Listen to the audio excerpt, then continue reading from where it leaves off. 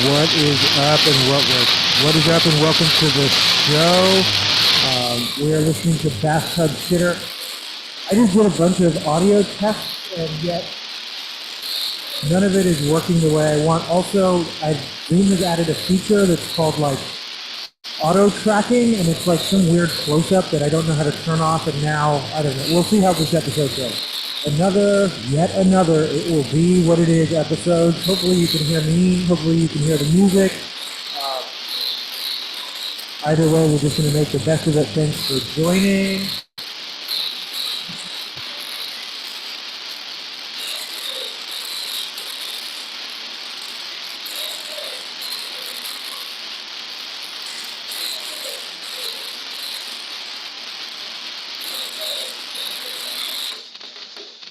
It's giving me a moderator warning on my, not warning, like, hey, you're a moderator. I know. It's my channel. Okay, Zoom and YouTube are being super weird. But I don't think, for once, I don't think it's me or my mixer or my settings. I think I've got that down. Whatever it's doing, it's some kind of like noise suppression. I mean, it's on Zoom then. And hopefully it's not doing it like it was doing it during.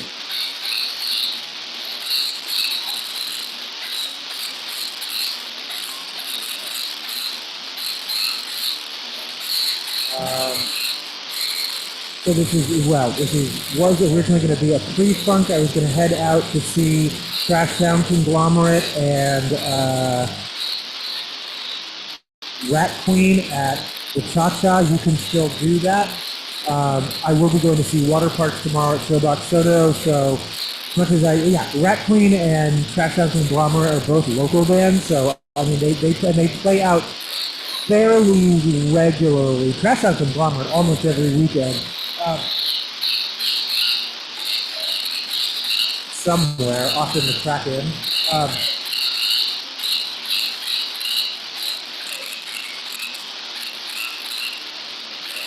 I did get a lot of shit done today, though I did get.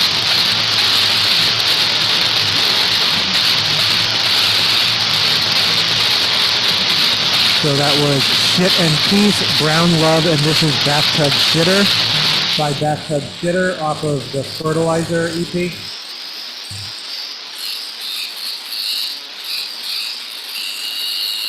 But I still didn't go to the hardware store, and then I was like, oh no, if I don't go today, then I won't be able to go until next weekend because their hours are like 8 to 5, which is like exactly the hours I'm working, but I am taking Tuesday off. I think I requested that already. I need to go back and check.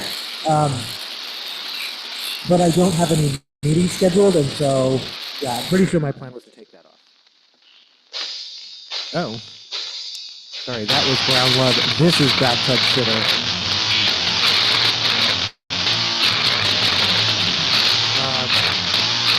And then I have to figure out when I'm going to go to Easy Street because I have some gifts I want to get for my dad, and Grocery Outlet, same thing. I'll figure it out.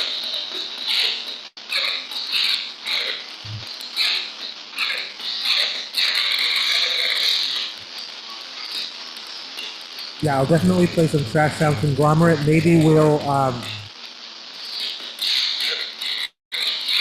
may play some Rat Queen off of the internet. I don't own any on physical media, but I may play some Rat Queen off of the internet.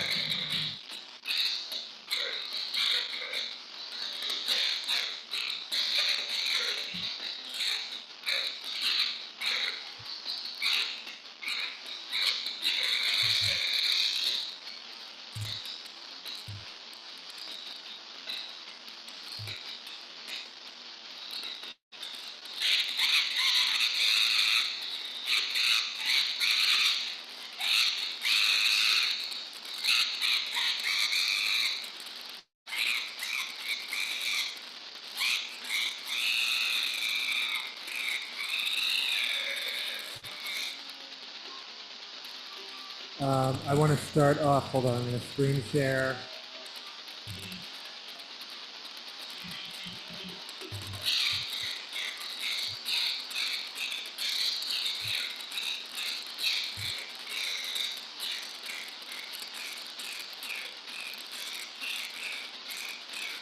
So we'll start off with this comment that I received on a recent episode.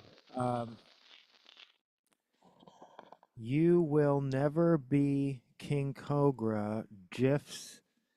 You have no lizard, you have no wand, you're a crude approximation of nature's perfection. Thanks for commenting. I okay. I may possibly in relation to Banana the Snake, who may or may not still be alive as part of, but immortalized nonetheless in the Britney Spears Little People Fisher Price collection, it has the "Oops, I Did It Again" Britney, the "Hit Me Baby One More Time" Britney, the "Toxic" Britney, and the "Slave for You" featuring the snake, Banana the Snake, who someone on the internet was insisting is still alive, but I have it on good authority died around 2013 or 14 after being kidnapped.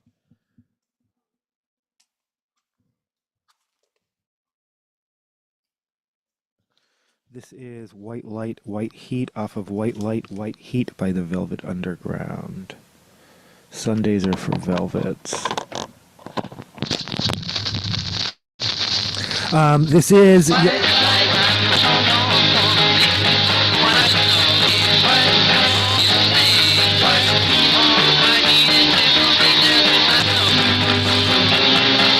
Nonetheless, I suspect I'm supposed to be offended by this comment. I probably wouldn't be, even if I understood it, but I don't really understand it. So, yeah, I'm not sure what's being implied there. But if the implication is I'm not perfect, absolutely, I am God's least perfect creation for sure.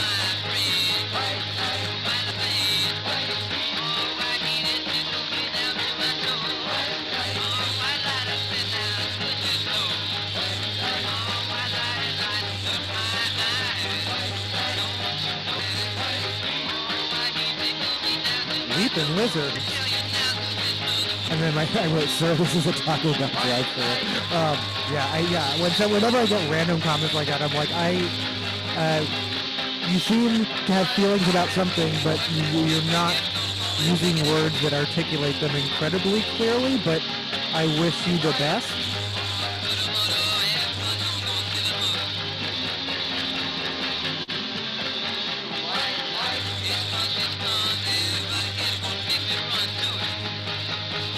Last episode we were talking about trash streaming. I'm still kind of thinking about that, specifically like the auto streaming. Yeah, no, like this is...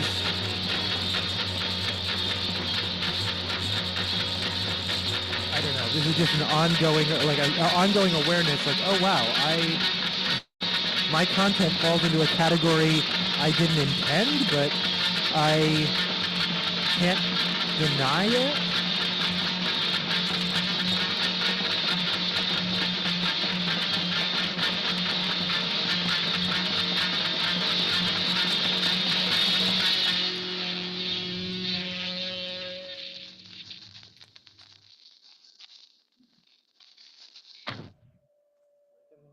Out. This is actually I'm gonna play Here She Comes Now.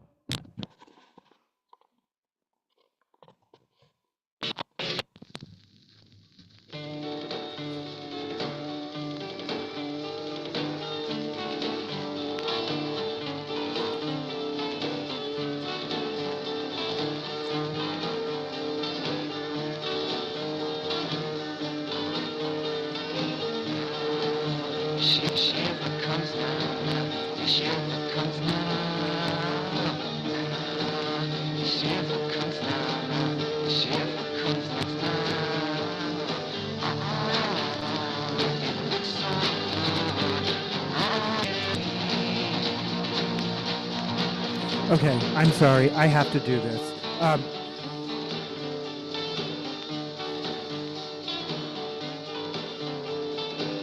So again, okay, we're still on the Paul Dano boat.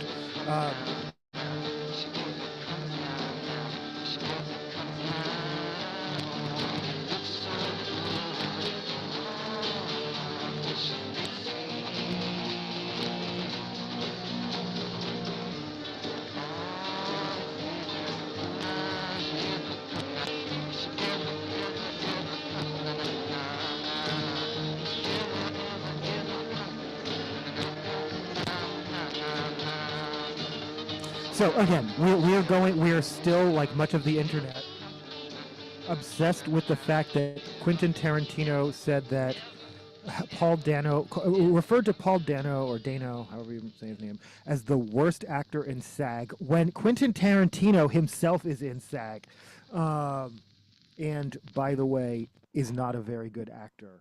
Um, as evidenced by the fact that Quentin Tarantino has, in his entire career of acting, and presumably he's been in SAG since Reservoir Dogs, so since in 30 years or so, he has received exactly one acting nomination. That was a Saturn Award um,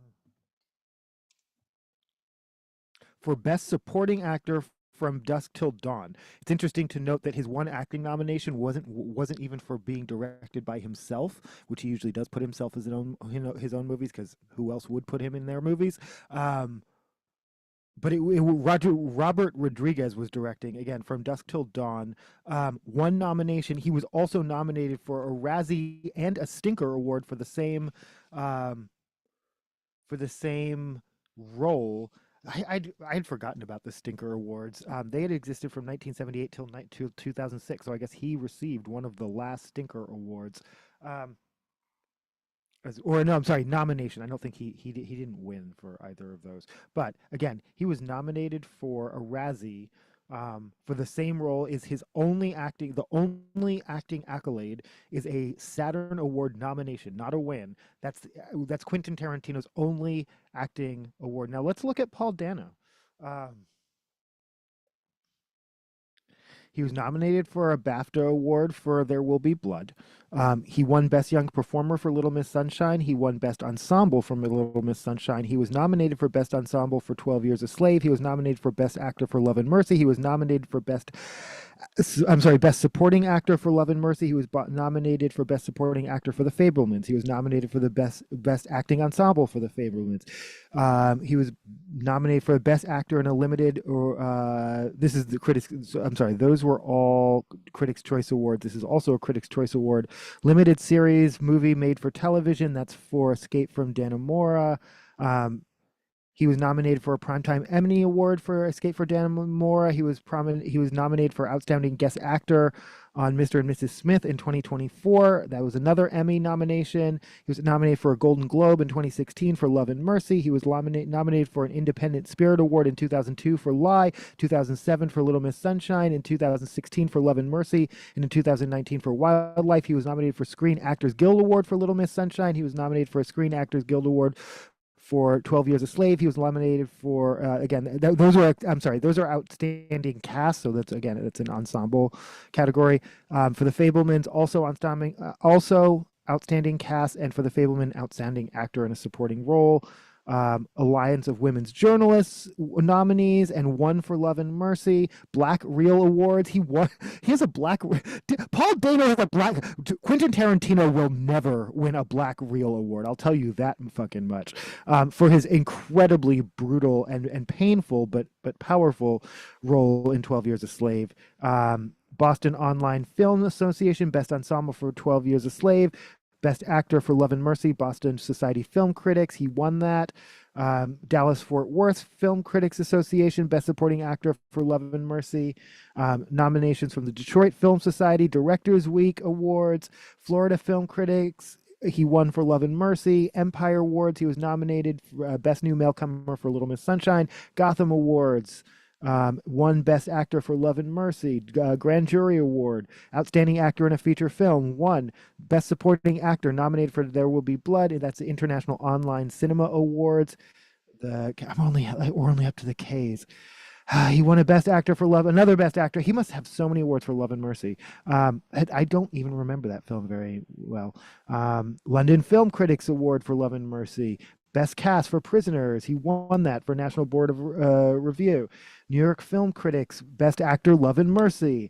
North Carolina Film Critics Association nominated for Best Supporting Actor, Love and Mercy. San Diego Film Critics Society, Best Performance in Ensemble, 12 Years a Slave and Prisoner. Best Supporting Actor, Love and Mercy. San Francisco Film Critics Circle, Best Actor. He won that for Love and Mercy. Best Supporting Actor, he was nominated for wait, for the same role. He won best. Okay, I don't know how that works. I don't know how their award process goes. Satellite Awards. He was nominated for Love and Mercy. Um, Best Supporting Actor in a Film. The Batman nominated. Oh, that's a Saturn. So he has also been nominated for a Saturn and has not won, like Quentin Tarantino. Stockholm International Film Festival. He won that for live, but I mean, it's I don't know. It's unfair because they're not those critics aren't allowed to leave the theater until they vote. Yeah, no, sorry, that's never mind. That was a dumb joke. St. Louis Film Critics Association Best Supporting Actor, Love and Mercy nominated. Village Voice, I almost said Village People. Village Voice Film Poll Awards Best Supporting Actor, There Will Be Blood nominated. Washington D.C. Best Ensemble for 12 Years a Slave and nominated. Best Ensemble for Prisoners and Best Supporting Actor for Love and Mercy. So I don't know how many that was. That's how many he's won and how many he's been nominated for, but that's a lot. Also, 0 Razzies. Just saying. Matthew Lillard also 0 Razzies. However, Owen Wilson does have a Razzie, which he won for Zoolander 2. Oh no, wait. No, he was nominated. He did not win for Zoolander 2 for Worst Actor. So maybe Quentin Tarantino's jealous that he didn't win the Razzie. I don't know. Either way, Quentin Tarantino's full of haterade, and the internet's not here for it, and we all love Paul Dano.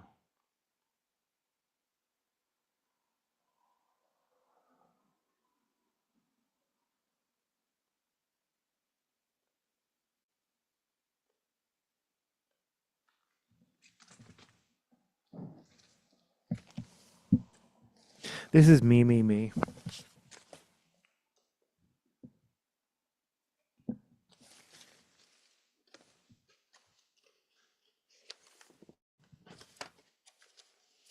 This goes out to Quentin Tarantino because he's an egomaniacal cocksucker.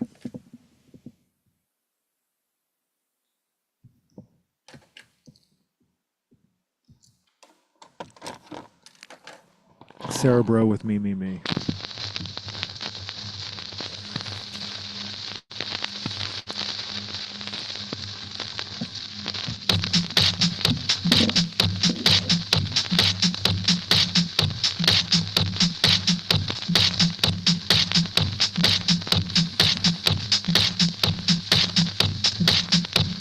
I'm slowly going through all the Paul Dano movies on Roku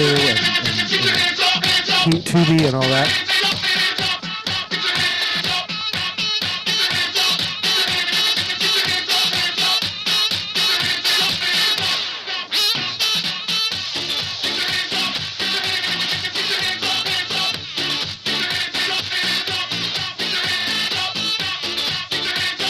I think I'm going to make I Heart Paul Dano t-shirts.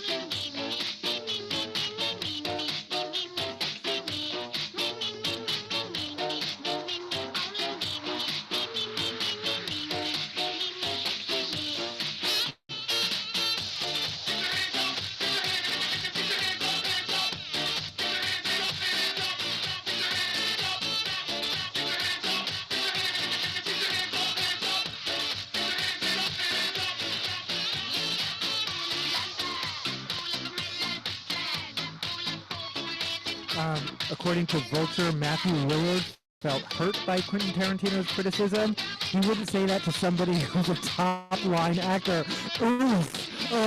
Owen Wilson again catching strays. Like, I mean, Matthew Lillard, I would say, well, first of all, he's had some very mainstream movies like Scream. But he was more of an indie actor.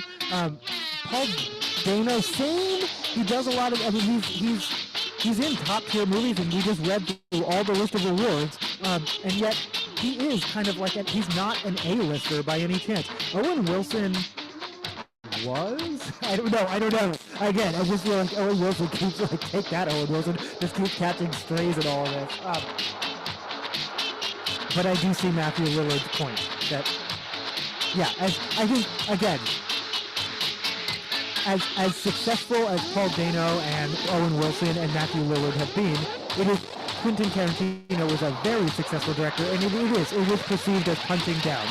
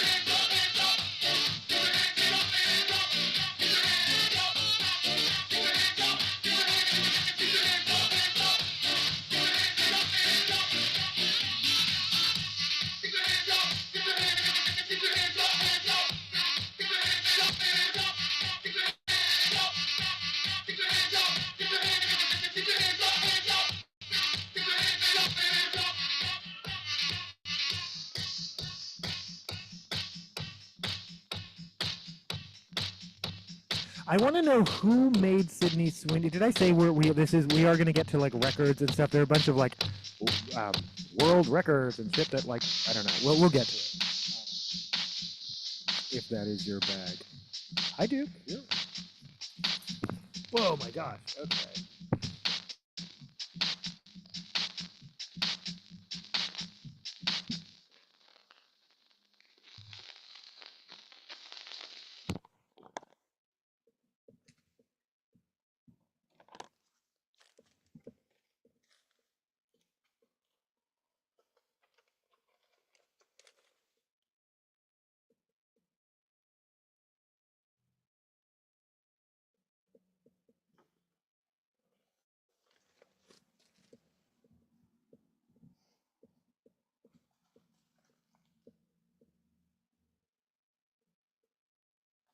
Actually, sorry, dude.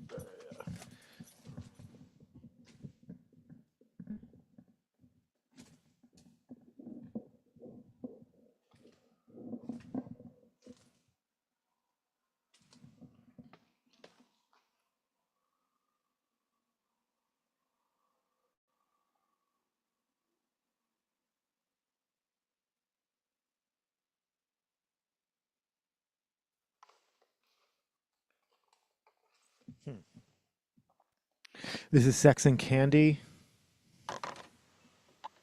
by Marcy Playground.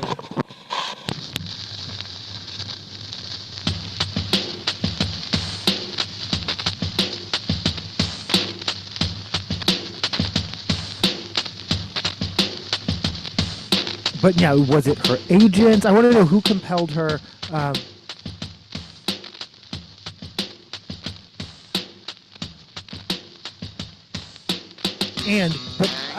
But didn't actually coach her as to what to say. Like, yeah, no, hot takes that are bad and should feel bad.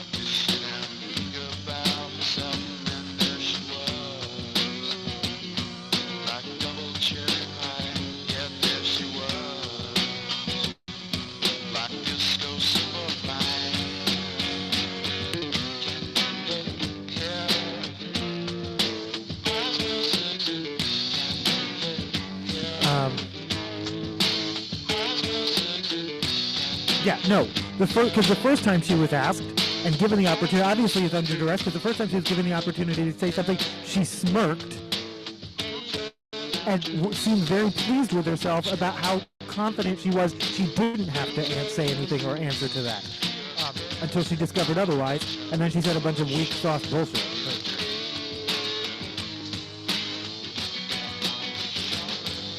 That's right. Zoom translate. Weak sauce bullshit.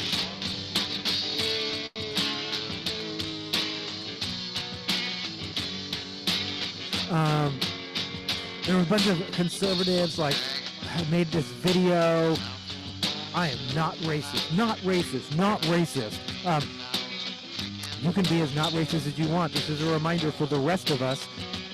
Not racist. The opposite of racist is not racist. That's great for people who donate a lot, but the opposite of racist is not racist.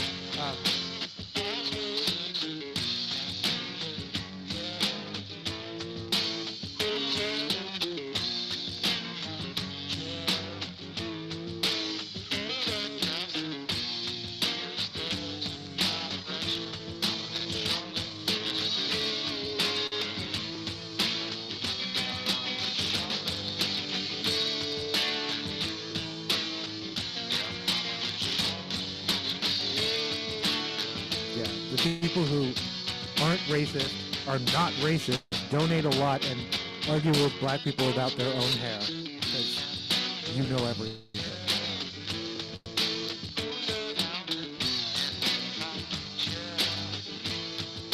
And no, that Cute with Chris shit was not funny.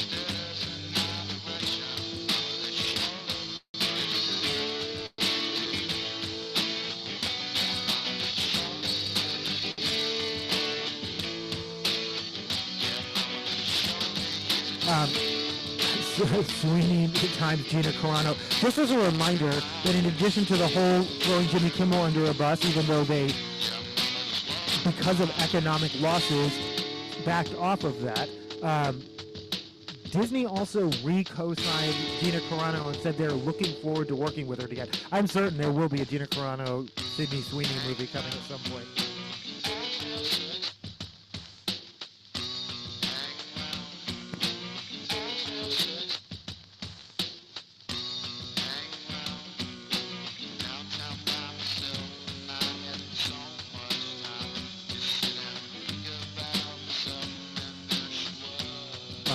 Speaking of these videos that they like to make, I am 100% certain that some of those children that get used in those I Am Charlie videos will at some point do the research, figure out who he was, and then figure out subsequently who their parents are, and how they were being used and exploited. Like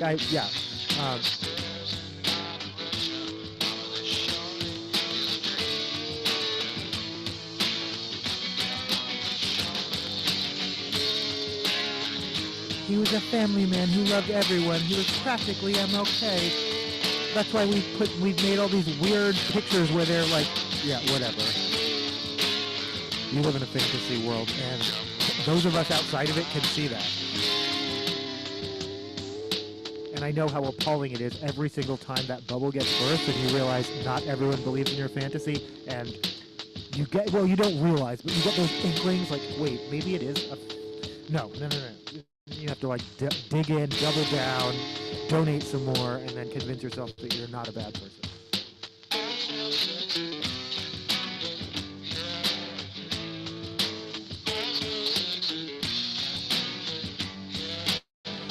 New Rosa Parks pictures unveiled.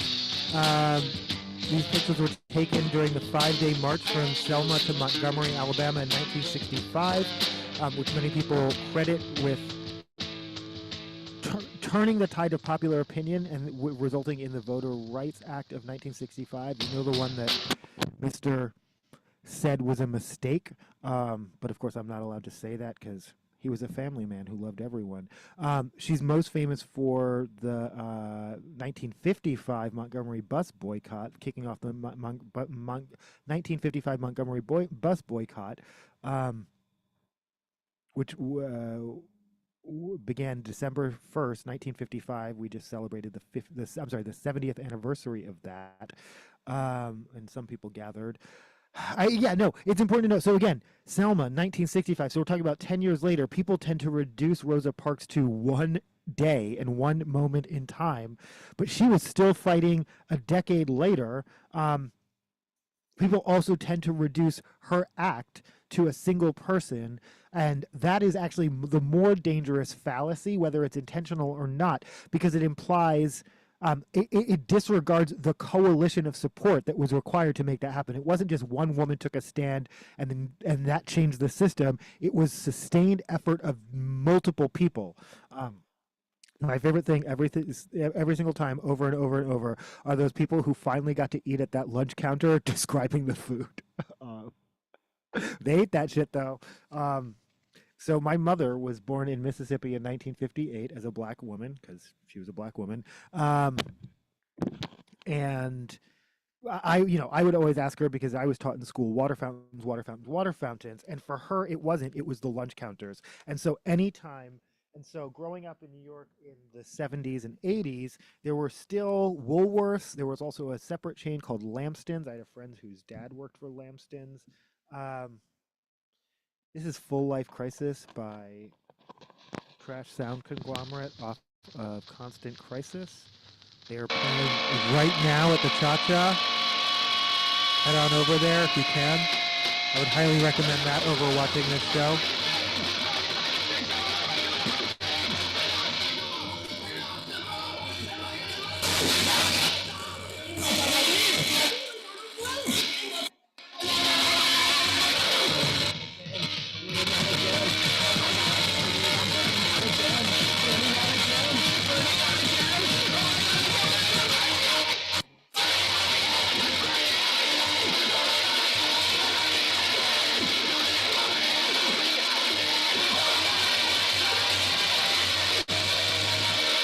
But yeah, no, when history reduces things down to like Rosa Parks, Martin Luther King Jr. It ignores the entire coalition, including many white allies who did make those things possible. And I'm not figuring out the white allies because I think they're better or more important than the black people fighting for their own rights. I just think that is a very specific type of historical erasure as well.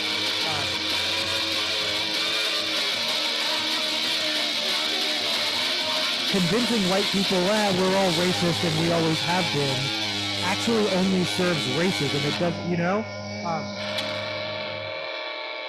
because it's not true. So yeah, no. Okay. Yeah, I talked about this.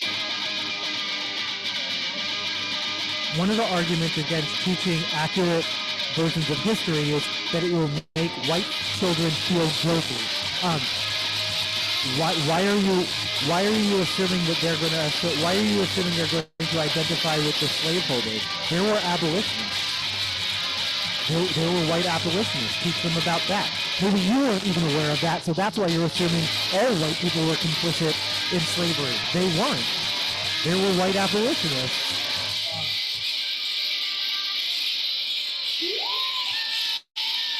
But if you don't want to teach the full version of history, you're afraid to teach them even that.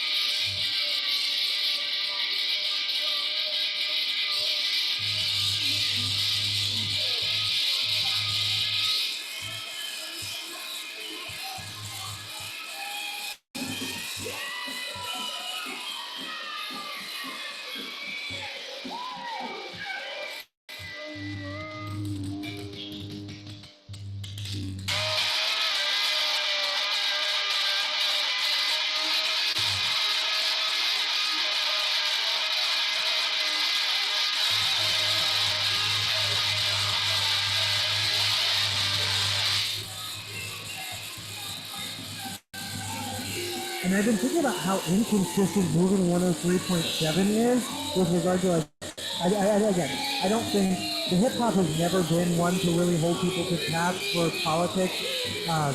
When the baby effectively got canceled, it actually kind of surprised me because saying ew, F slur, something, AIDS in like 2023 sounds completely backwards and like idiotic, but I mean, I makes me almost want to use the R slur, and yet that sounds like par for the course at Rolling Loud. I was surprised that there were actually repercussions.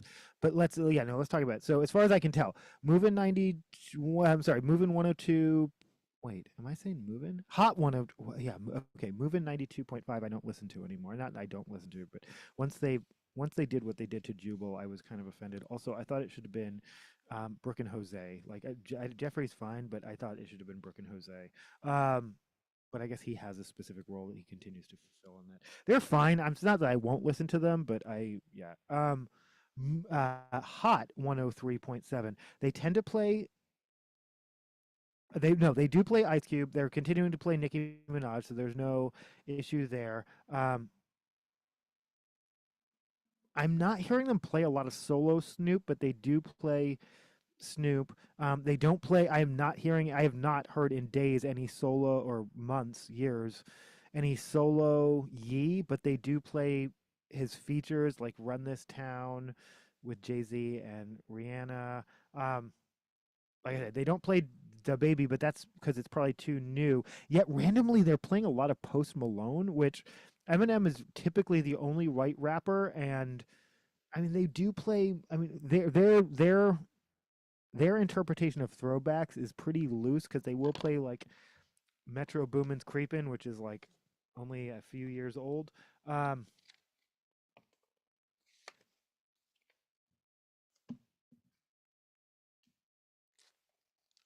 This is Real Super Dark by Water Parks. They are playing tomorrow at Showbox Sodo.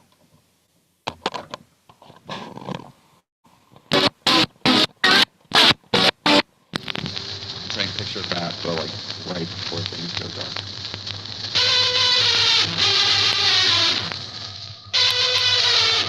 Let me speak to your manager.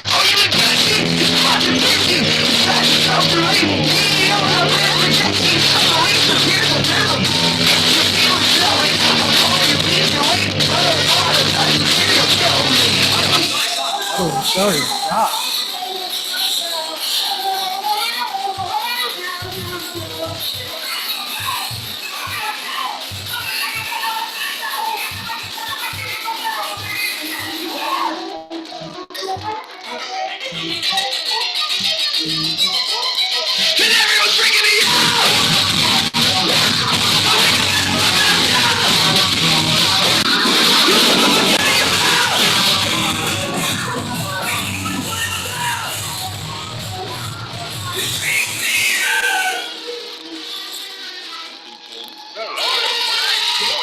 Get in the car. Get back in the car. Everybody's telling me when they shine, tell me what to do.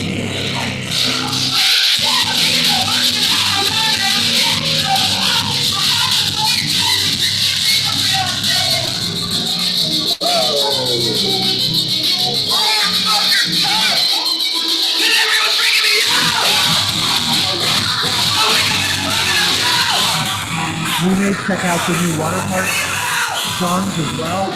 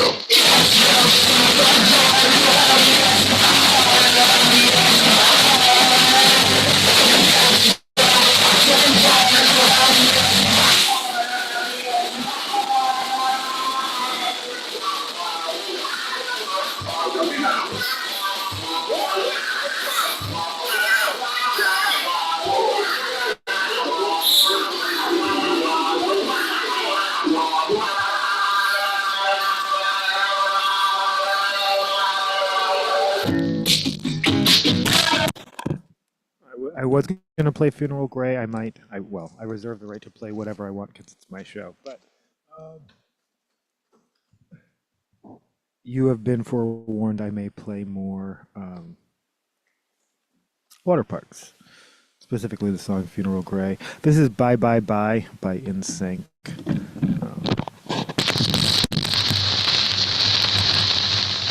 I feel like it has an insanely long intro.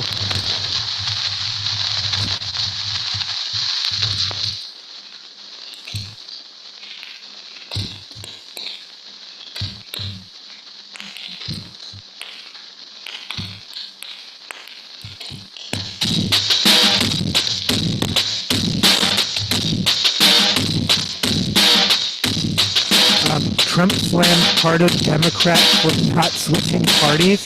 Like that one, yeah. No, the fact that he pardoned a Democrat was, it was like about as weird as that time he pardoned Lil Wayne, but like also, what's going through Trump's head at any given time, I don't pretend to understand. So, well, let's take a look at this one. I'm gonna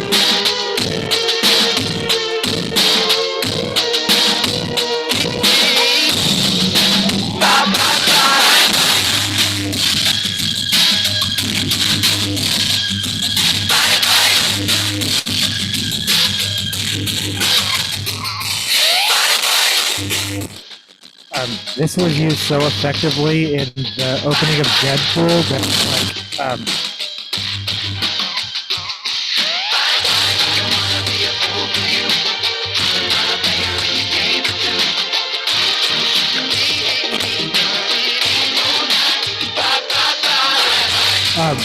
yeah, no, the Deadpool opening credit to Deadpool versus Wolverine, or Deadpool and Wolverine, I would say versus, effectively is the music video for me now.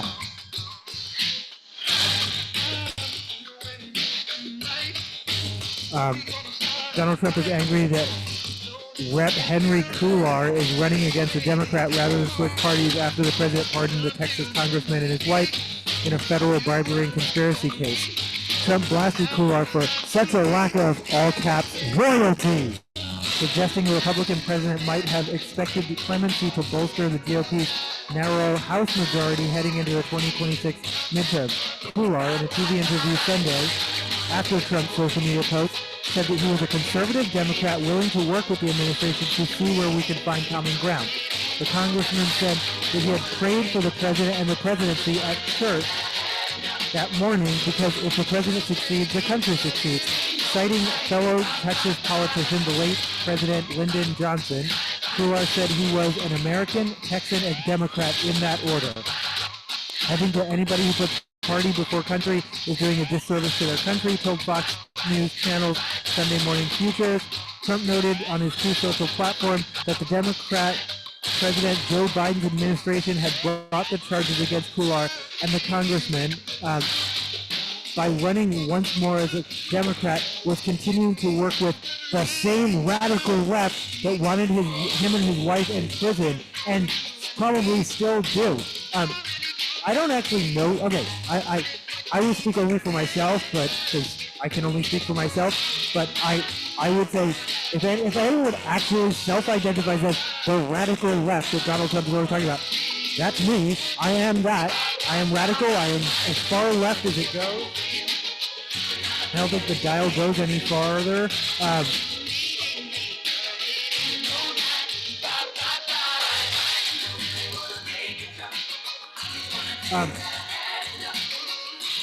Do I want him and his wife in prison? If they committed crimes, I don't. The fact that they're Democrats was not, and yeah. It's so funny that he waded into what he thought he could create a partisan rift, not understanding how other people's mind. That's the part, I guess, that is. I'm like, is that really true? He just naturally assumed, because quid pro quo is how his world works, that's how it works for everybody.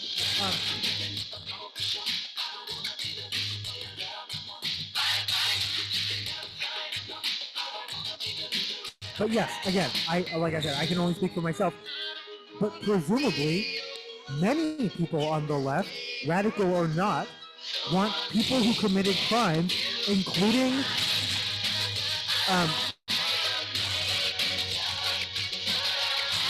hold on.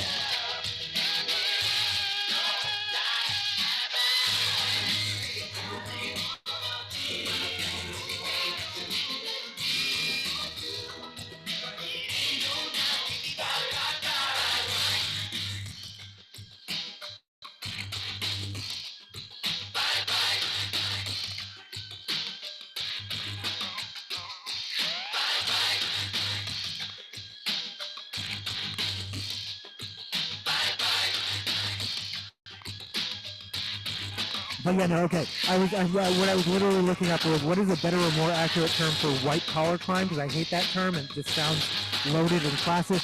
Financial fraud, occupational crime, corporate crime, economic crime, trust-based offenses, cyber crime, securities fraud, insider trading, money laundering. You have to get specific. But yeah, those are all crimes to us. We don't differentiate like, oh, it was a crime, but he's on the right side, so we give it a pass. That's not how we think. Yes, we still want him in jail if he committed crimes. Your pardoning him was confusing to us and not welcome. It didn't ingratiate you to us. Apparently didn't ingratiate you to him.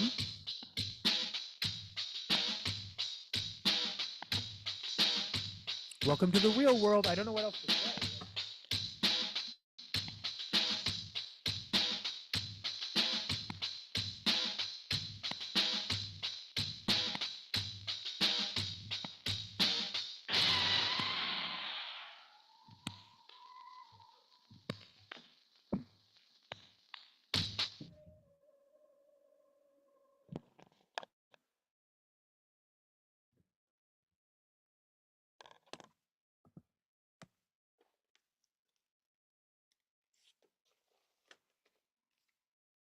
Oh.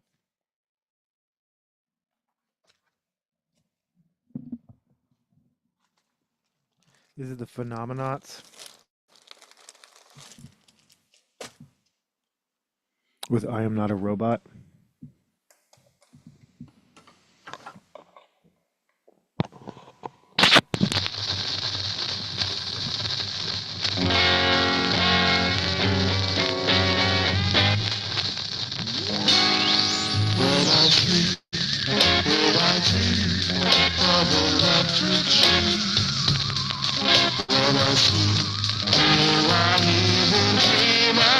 Comes with a comic book.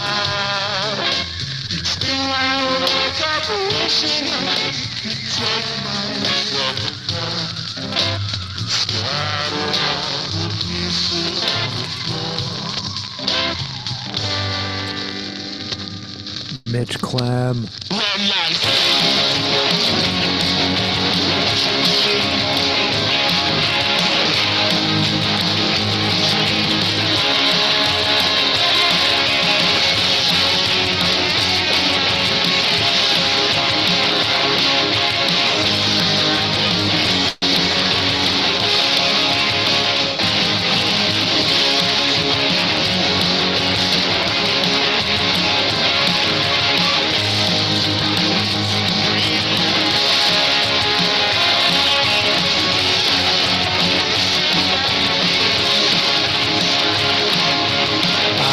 Not a robot anymore.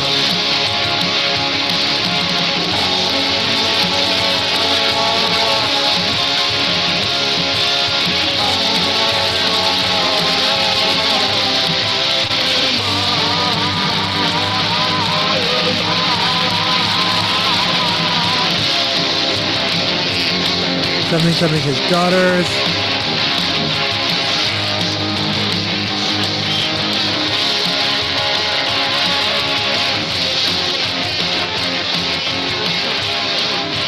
Trump explained his pardon, he announced Wednesday, as a matter of stopping weaponized prosecution. Clark was an outspoken critic of Biden's immigration policy, a position that Trump saw as a key alignment with the lawmaker.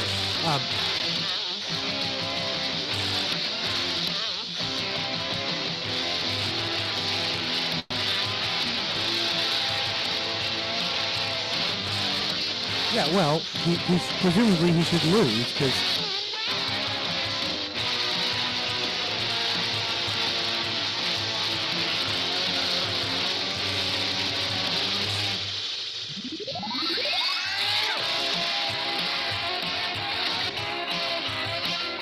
according to NBC News, well, in what they listed as an exclusive, but obviously now that other outlets are reporting it, including rando internet channels like mine, Admiral Frank Mitch Bradley tells lawmakers that all 11 people killed in the drug boat, the suspected drug boat thing, were on a list. That feels convenient, whatever.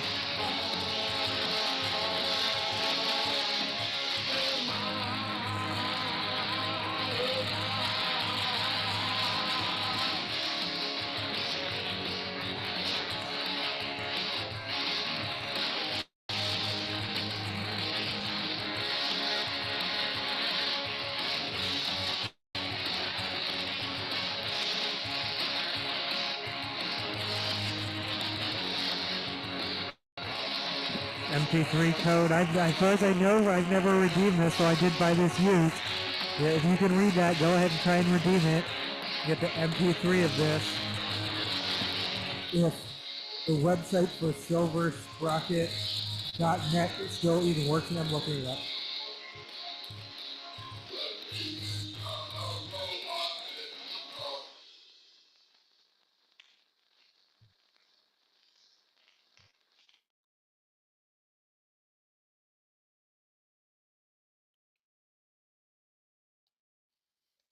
Oh, speaking of like sound effects that get used over and over, I'm pretty sure the elephant at the beginning of Real Super Dark is the same elephant sound from the Silver Safari ads. Oh, I'm shocked. We're having trouble finding that site. Am I still screen sharing? I should not. Okay. Let's not. Okay. Let's not and say we did.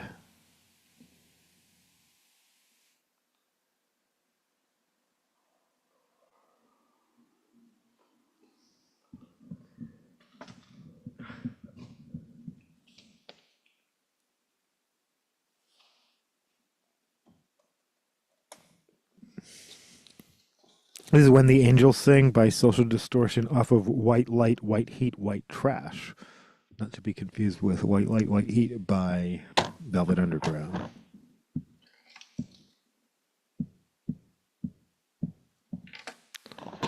I feel like Sundays are also kind of for Social Distortion.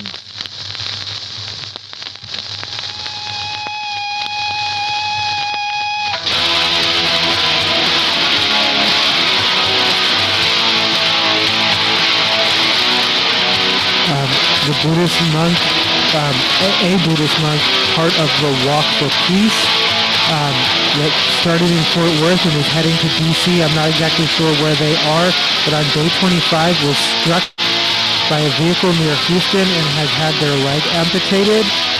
Other monks were injured mildly but are continuing on their walk.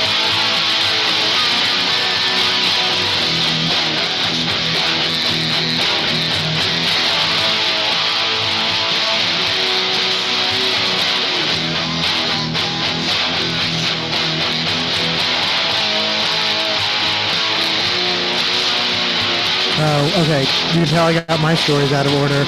Supposed to do all the Trump, get all the Trump stories out of the way.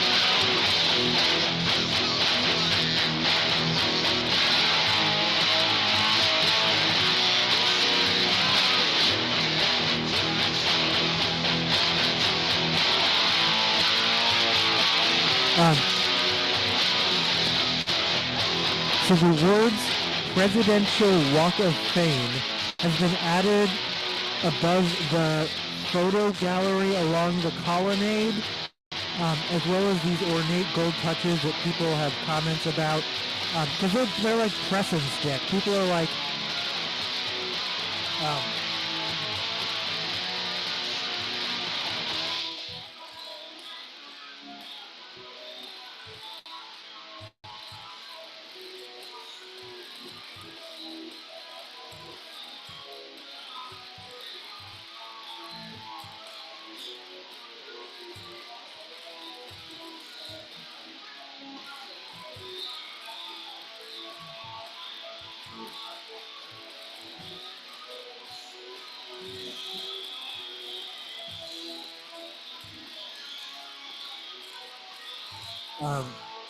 but Presidential Walk of Fame. They are portraits of the presidents in order with the names and dates.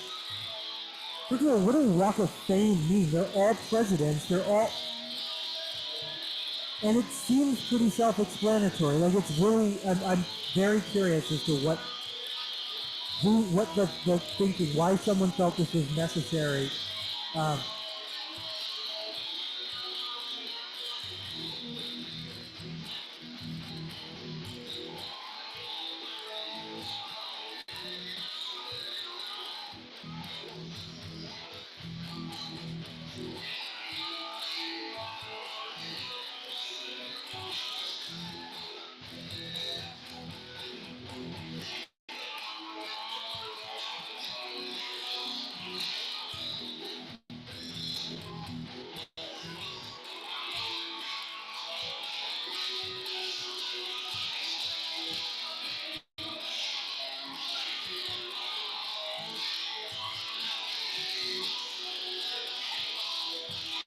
Louis the 14th. It seems to be Donald Trump's uh, favored style.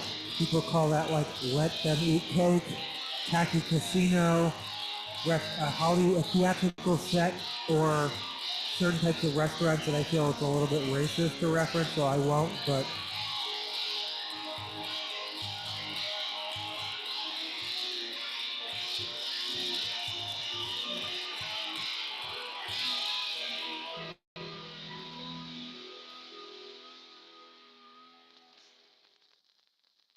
That was When the Angels Sang by Social Distortion.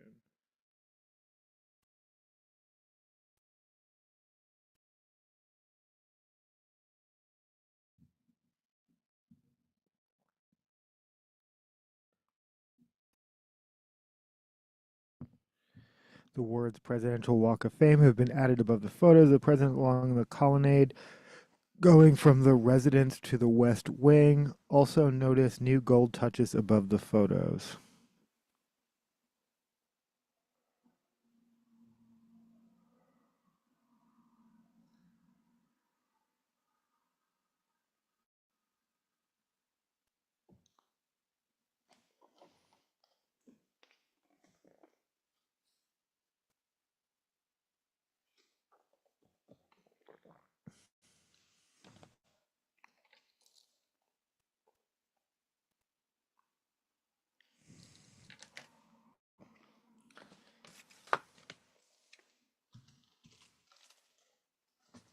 I think I understand Trump's disdain. They didn't show the auto pen. I think I understand Trump's disdain for Biden, though.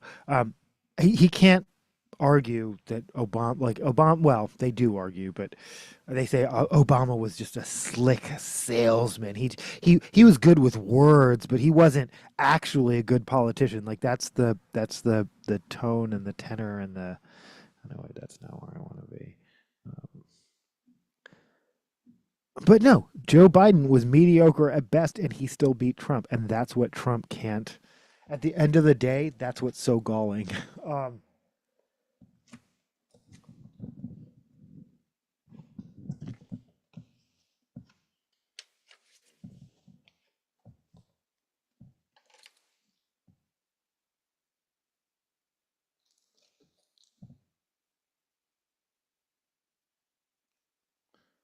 this is the LP version of "If You Want It" by Ginnizz.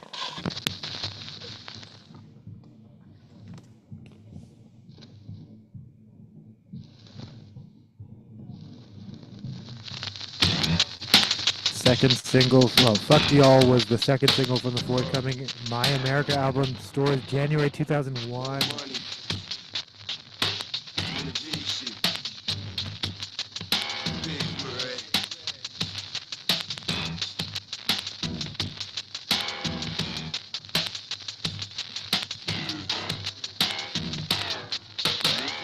Oh, okay, that's just okay.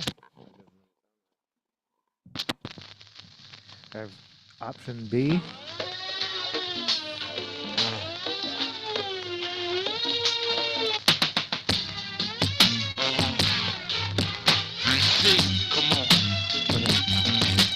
Oh, wait.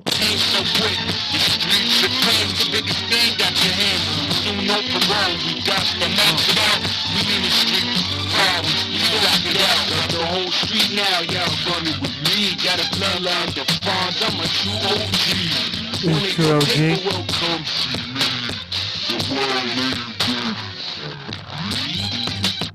Okay, or not. Yep. So yeah, no, me discovering more and more my records are warped. Or I don't know, this record player is more sensitive.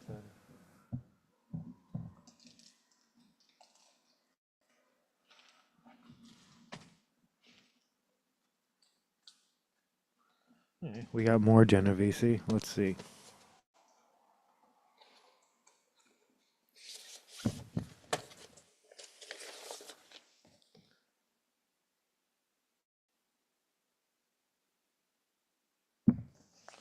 What does TV track mean? Let's find out. This is the TV track version of My Life by Ginnizz.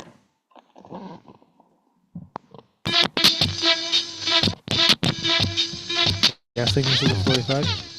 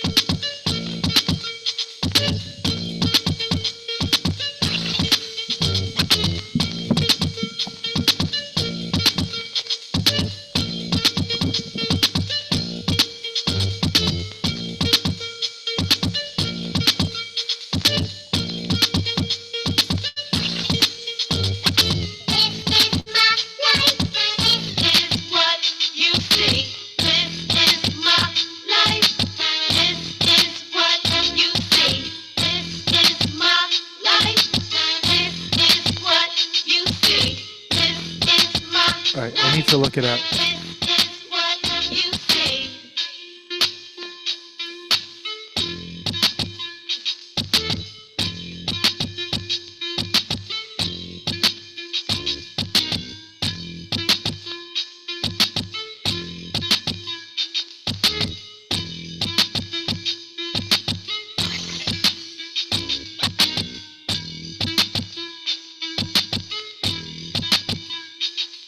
Okay, it's basically an instrumental. Okay.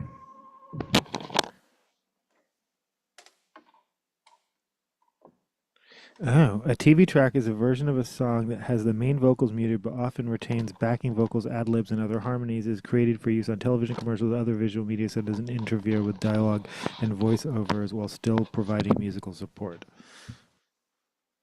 I have never even heard of such.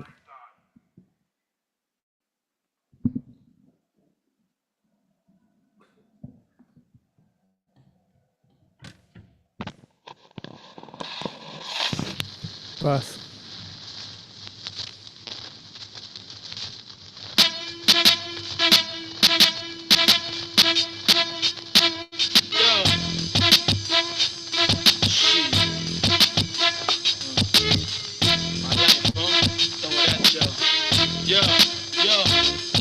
Ain't nothing you can say to me.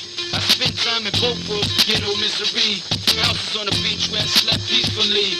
Little league all-star in elementary. Straight A's, I bought when I look and think. Back in the days, my life all changed when junior high came. I got into chicks, I lust to get paid. Shit, I'm in the street and there's money being made. I caught a few charges, stole bikes from garages. My spot got raided, got locked up in marges. 59 Chestnut, flushed 100 bundles. Beef with the dogs, had a few rumbles. I couldn't get a break and have a crumb on my plate. Had a couple of friends, but they was all upstate. Yo, this could be me, I ain't getting shit for free. Gotta get my own dough, who gon' hand it to me, huh? This is my life. This is what you see. This is my life. This is what you see. This is my life. This is what you see. This is my life. This is what you see. I was nothing but a stubborn teen, getting hit for fiends. All night on the block with nothing but dreams. I switched the game up, no longer do I stay, put the vibe on the street. All eyes over here. I remember days when I got left on the block. Everybody at the tunnel, I slept on the block. Mommy peeping me, worrying about the only one. I don't know if this is so much an auto center feature as just a like random zoom feature, but yeah, zoom zoom. Not an endorsement of Mazda.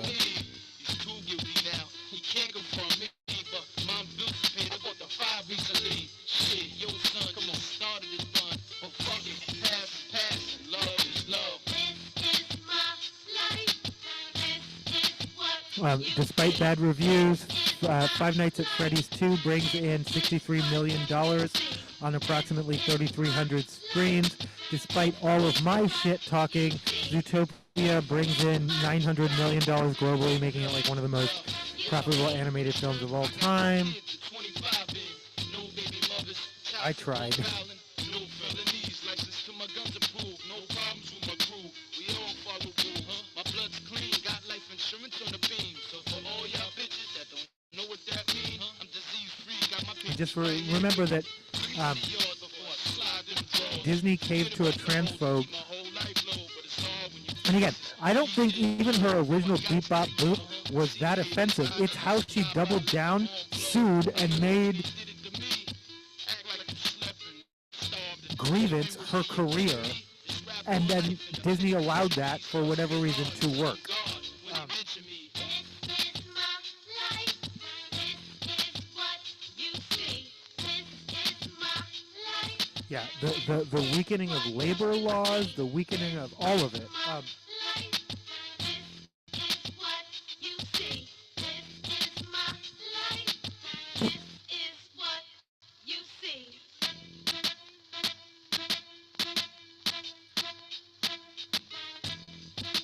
Well, I guess it's not weakening of labor. Again, no, I guess it's strengthening of labor laws. Now,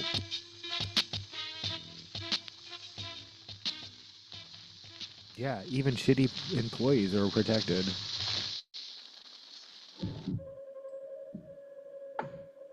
Bus. I don't know if you heard that. It was a cop, and they just said, "Turn your lights on." For some reason, I don't know why I thought they were like, I was like, bruh, it's only 7:30. I thought they were telling me to turn my lights off.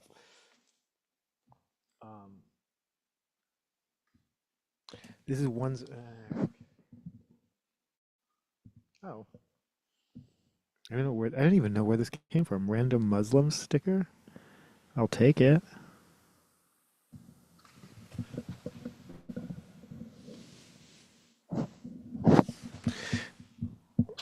This is One's Own Haven.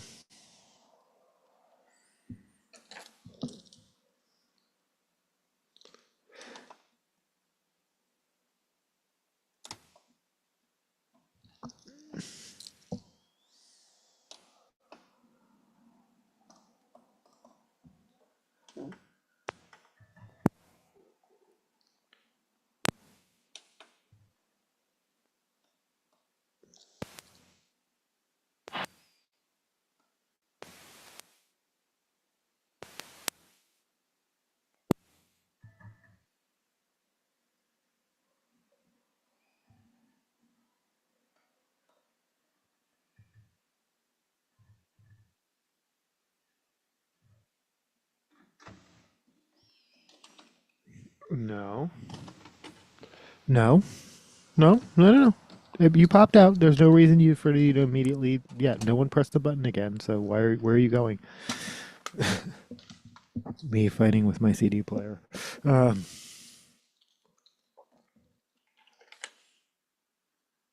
right. I'm turning the lights on.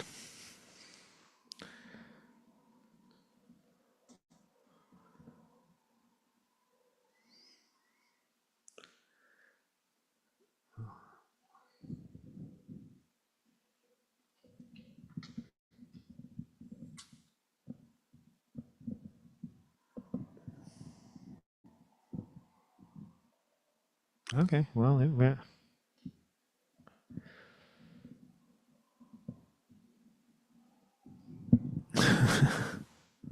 There we go. There we go. Oh,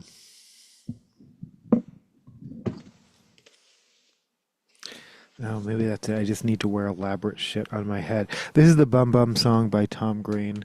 Oh, no, it's not. This is One's Own Haven, and then let's see, what do I play? One's Own Haven.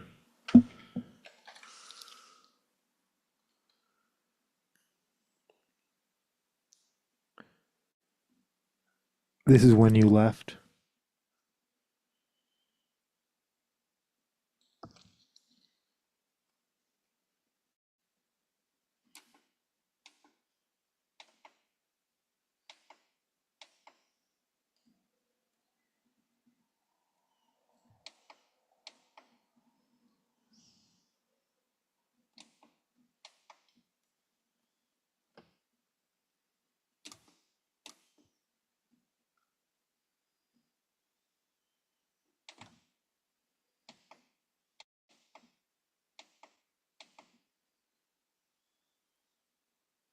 Okay, never mind. Oh, well.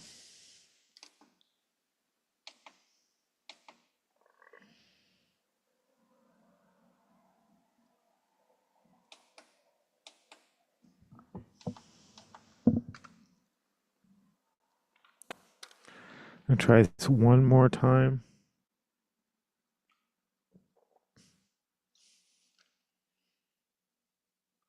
San Diego punk band One Zone Haven.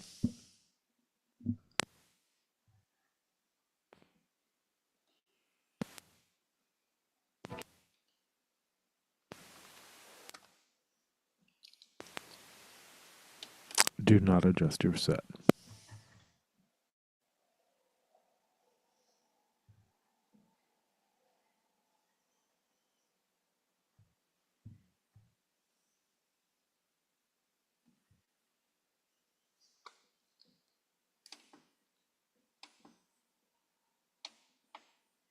No! No, I did not just. Oh my god. Play this. Press the same fucking stupid button again and.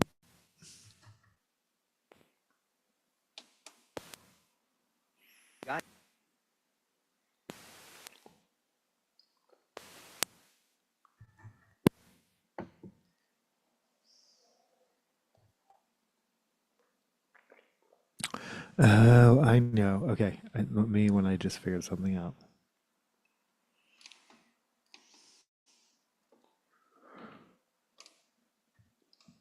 Oh, that button doesn't even work? Oh, there we go.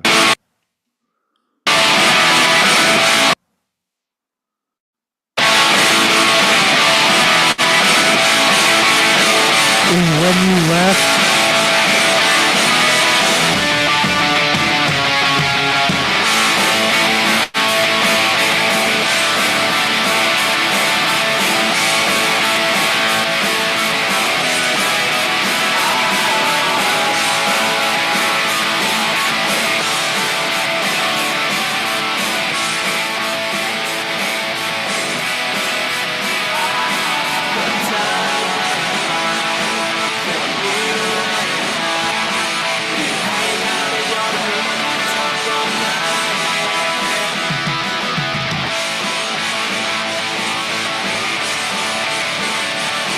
When you left by One Zone Haven off of the chaos around me.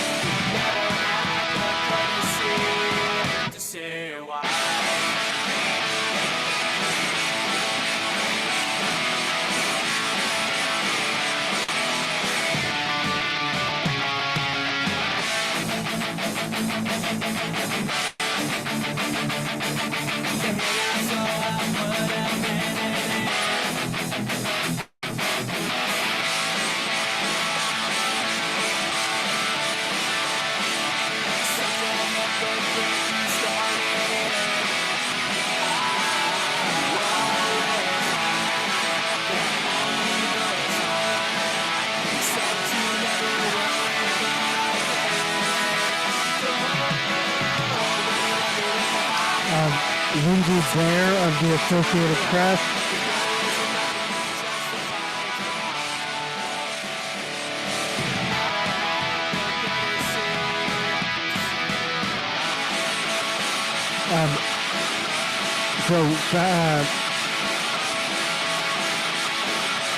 Freddy Bear 2, whatever it's called. Yeah, 5 Fingers of Death Punch Freddy. Fast Times at Freddy High. Whatever the fuck the Freddy Bear movie is called. Sorry,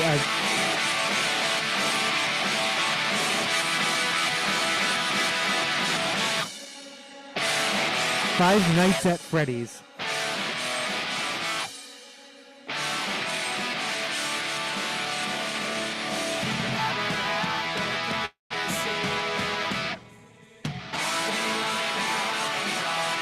I am extremely glad that someone is making this style of pop punk in 2025.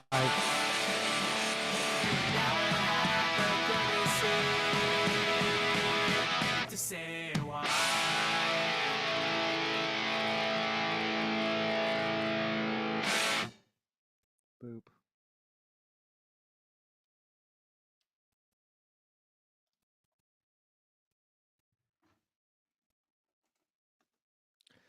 Again, why do you do that? Yeah, no, why do you open and then immediately try to close? Well, I know why, because you're broken, but why would I press the button to open it if I didn't want it to actually be open? And then this is what the CD itself looks like.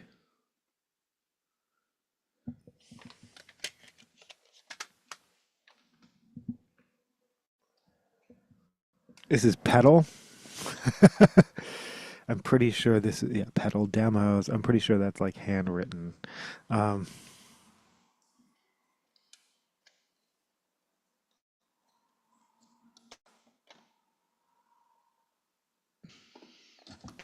Vox, Maggie, Greg, Andy, guitar, Alex, Andy, bass, Avi, keyboards, Beckett, drums, Felix.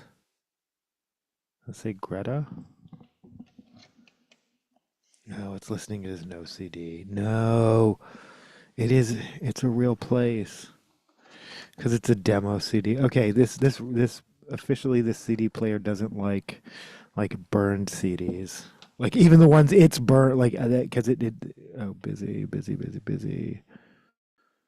Let's see.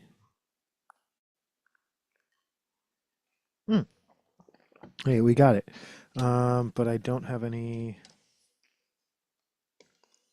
I don't have any track listings, so we're just going to go ahead and start with track 1, side 1. This is pedal. Oh.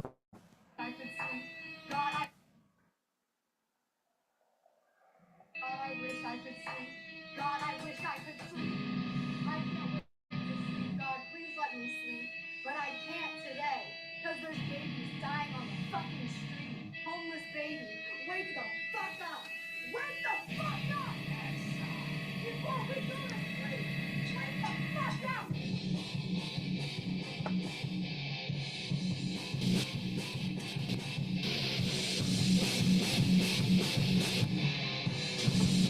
I'm very confused by how.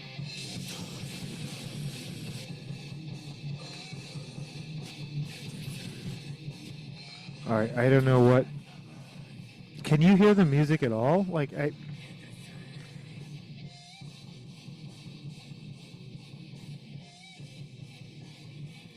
All right, it is what it is.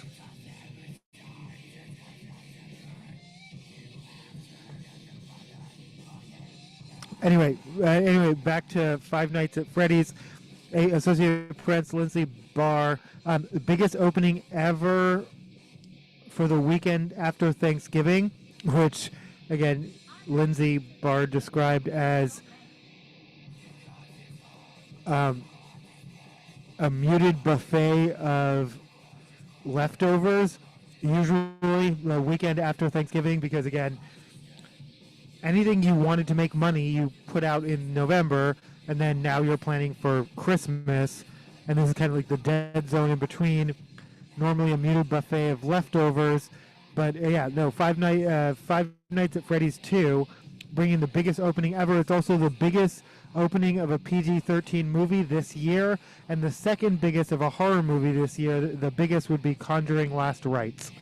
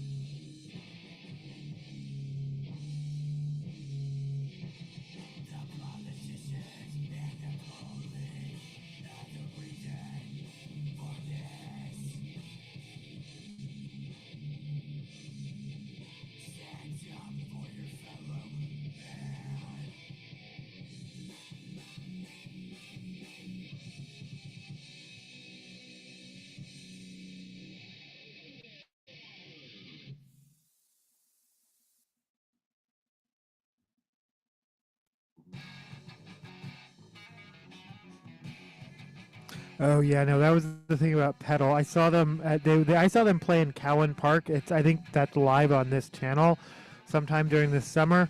Um, their style changes drastically song by song, which is great. I actually what I approve.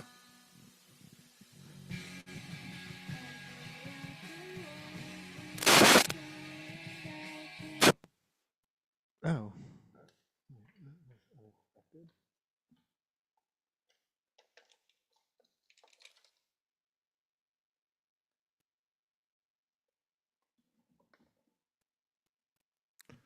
Wait, I'm not okay.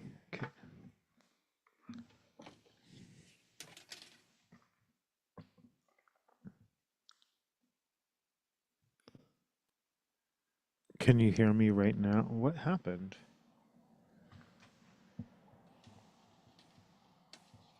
Okay. Mic check. This is okay.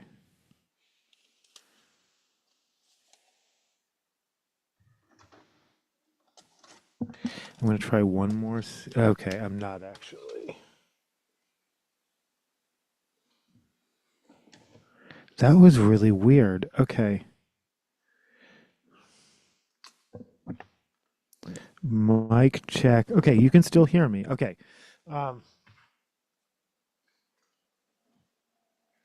Well, since I have the CDs open, I am gonna play one more CD, but this is Grizzly. They've played somewhere this weekend.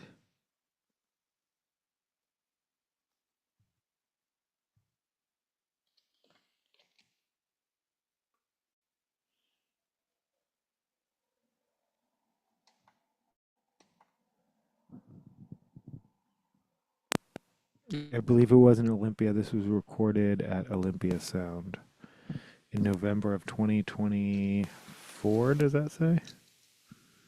Yeah.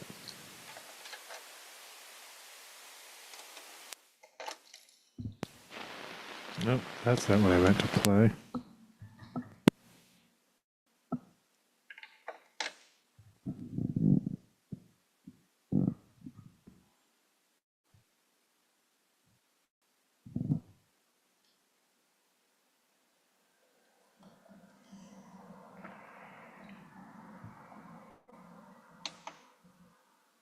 This is Beauty Queen. I'm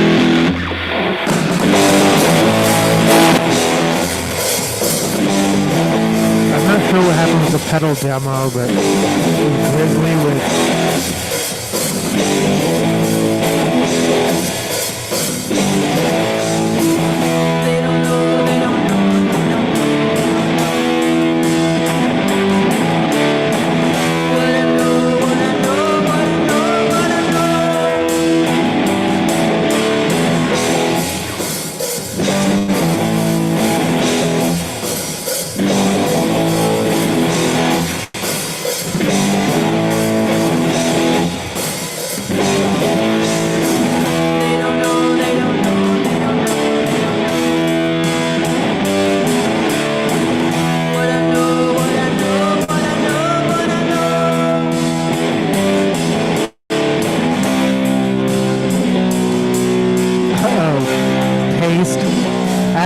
Zootopia 2 and Wicked for Good, the secret to box office success is sequels. Thanks, Pace. That's really helpful. That's really nuanced and helpful in-depth analysis of the landscape.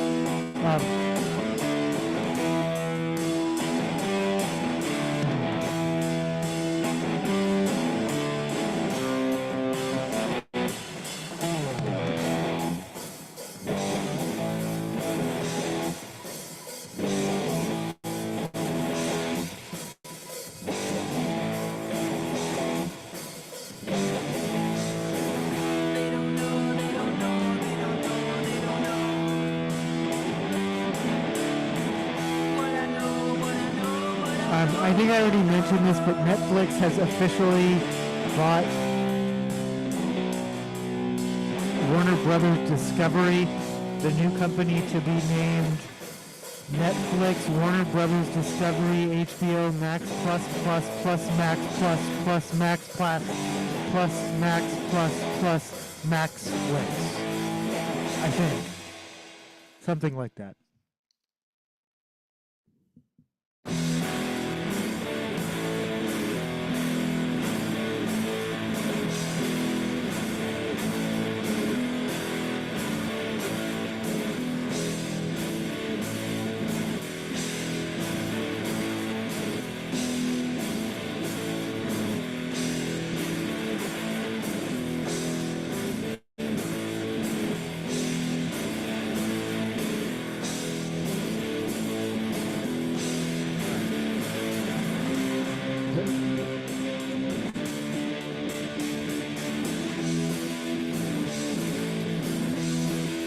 Is Grizzly with Let's Go?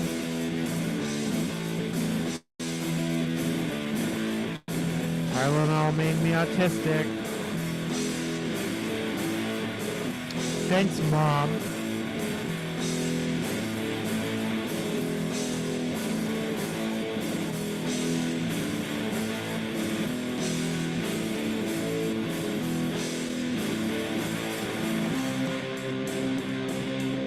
Bus.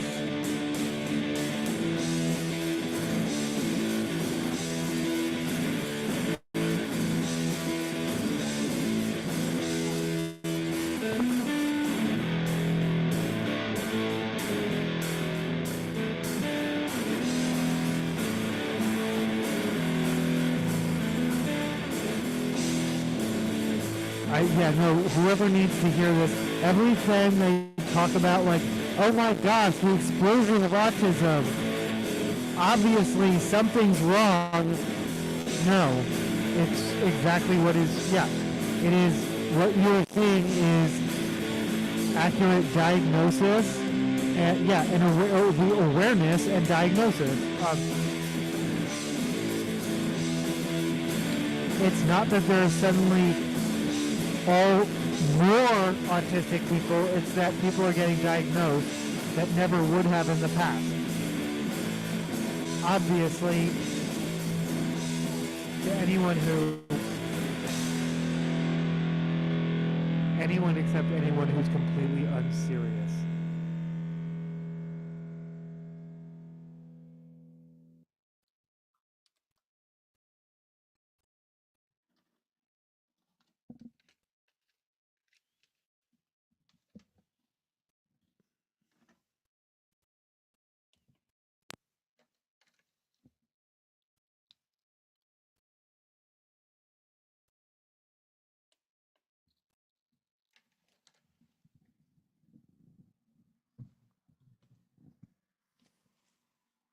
I think I mentioned I've been borrowing heavily from the novelty section of my record collection.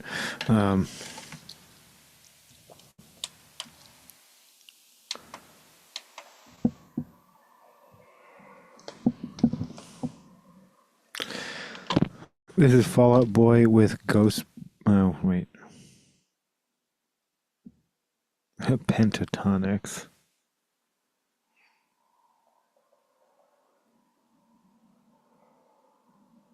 This is Ghostbusters I'm Not Afraid by Fall Out Boy featuring Missy Elliott.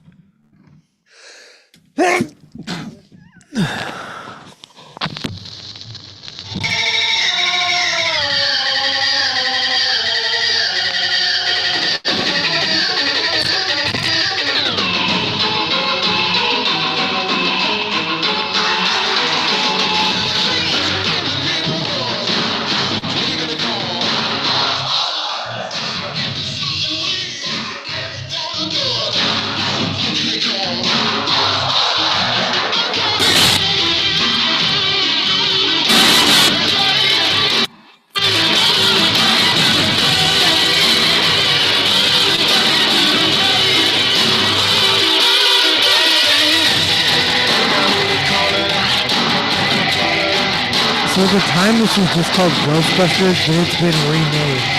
It's like Ghostbusters something now. The 2016 Ghostbusters has like a...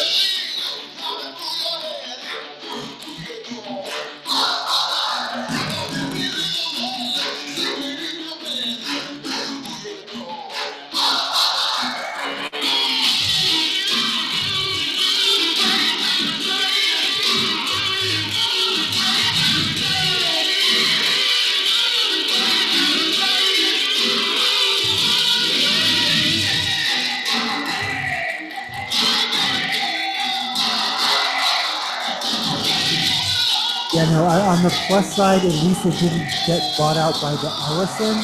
On the minus side,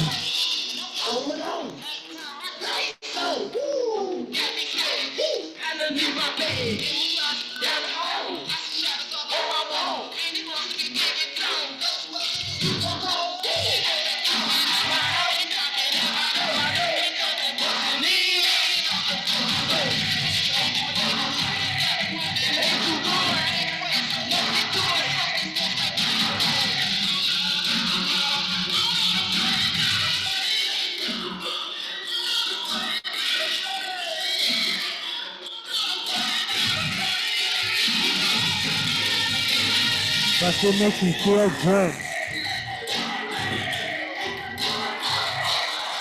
But still making 4 turns. Dustin makes me feel good. Oh, that's suggested. Oh.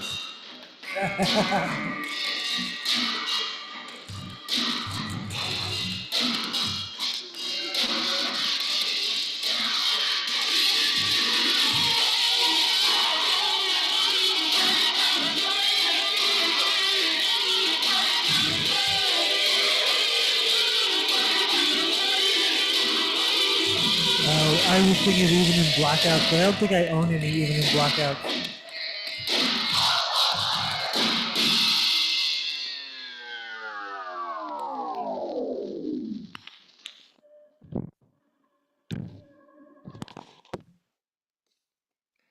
Busted makes me feel good.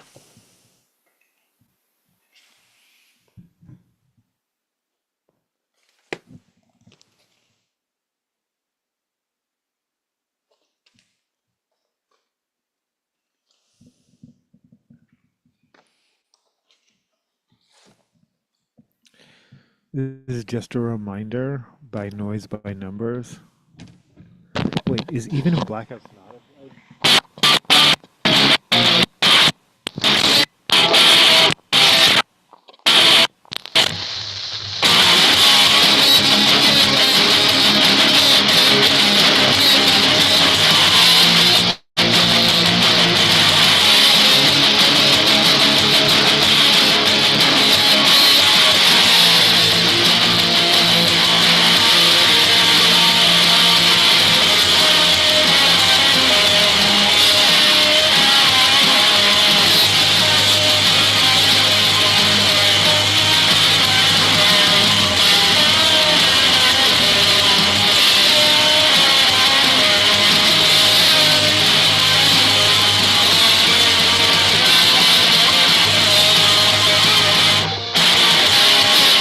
Just a reminder off of Yeah Whatever by Noise by Numbers, which I guess is basically just a Methadone's record.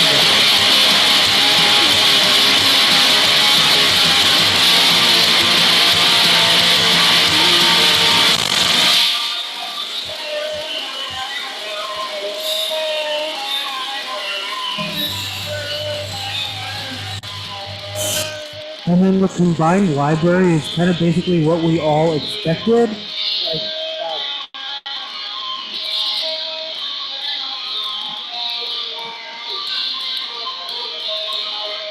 I mean, this album makes me think of the Wilco album cover as well.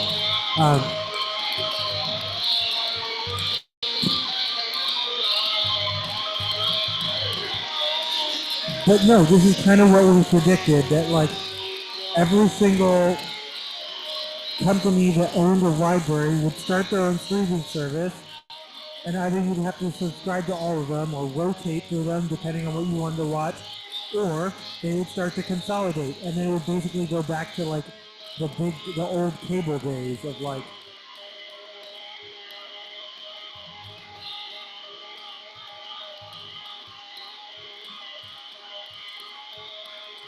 I'm gonna look to see if I have blackouts.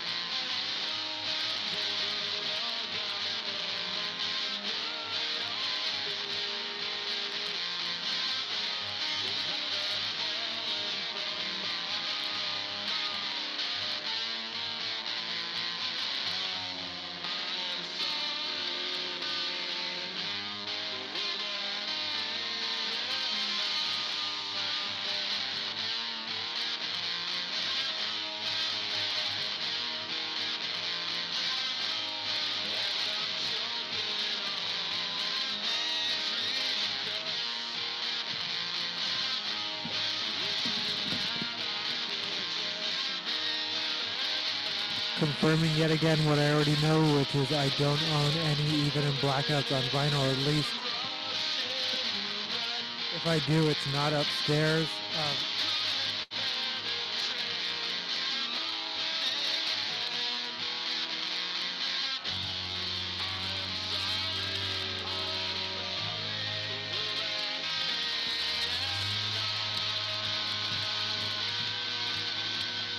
But this is Noise by Numbers. I think that was just a reminder of Paris in September, and this is a single bullet. Is that right?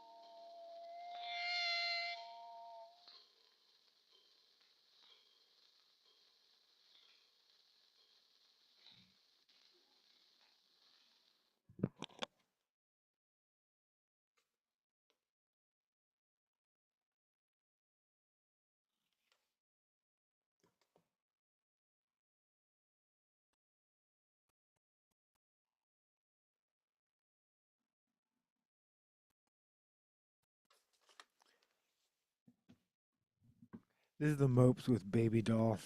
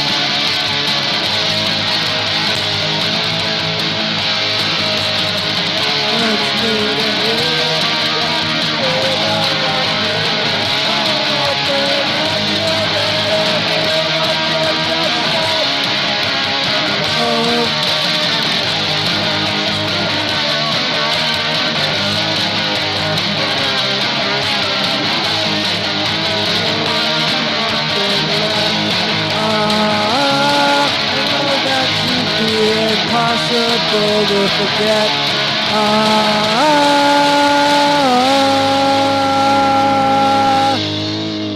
I know that you'd be impossible to forget.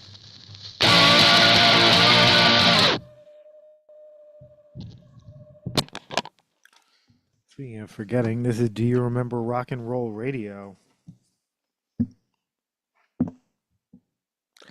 by the Ramones off of End of the Century. I'm going to play... Yeah, no, this is... No, that's...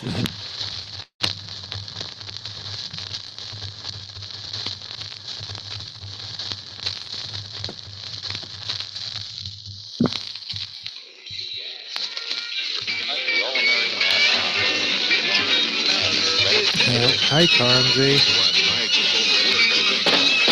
is Harmon, rock and roll with the Ramones.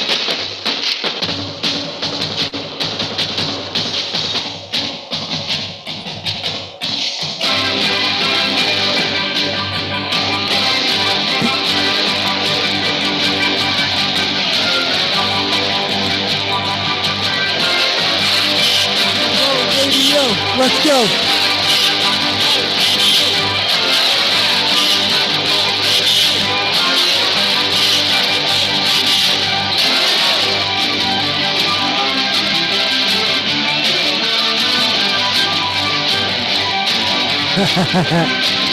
Zooming and trying to figure out like what.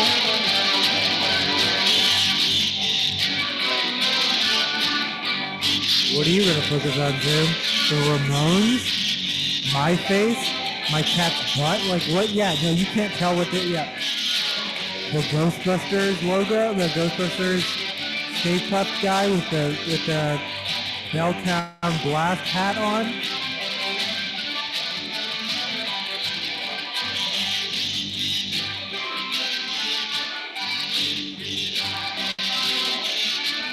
The end of the century. It's the end of the 70s.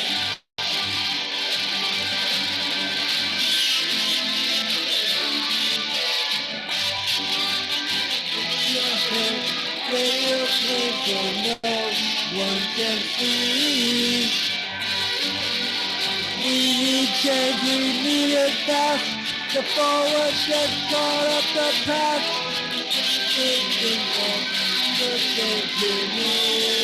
Whoa, whoa.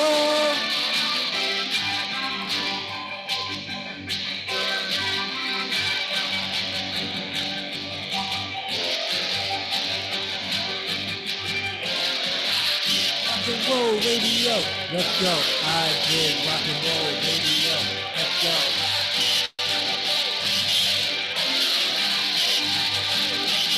Let's go.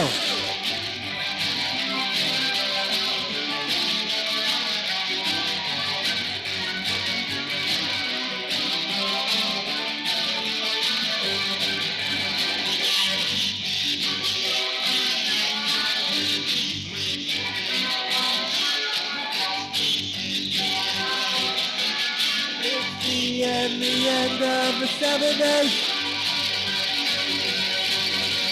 You remember lying in bed with the cover pulled up over your head. Radio play so no one can see. We need change, we need it back. The forward gets caught up the past. Making it all, everything's today.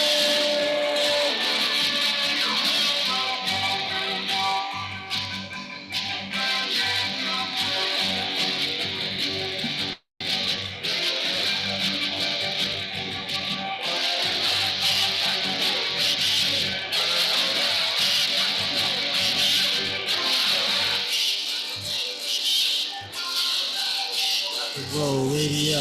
Let's go.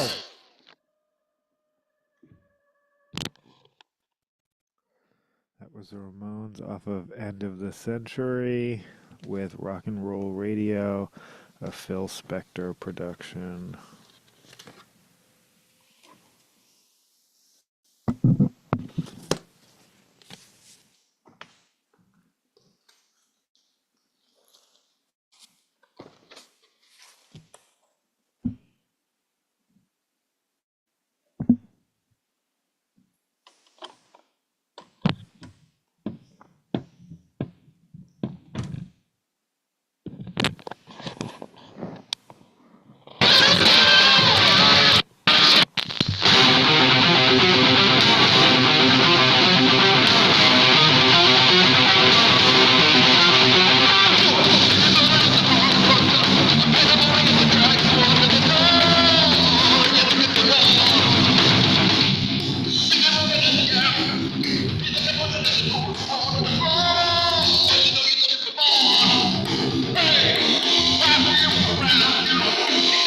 Is Beast of Mayhem would want some more?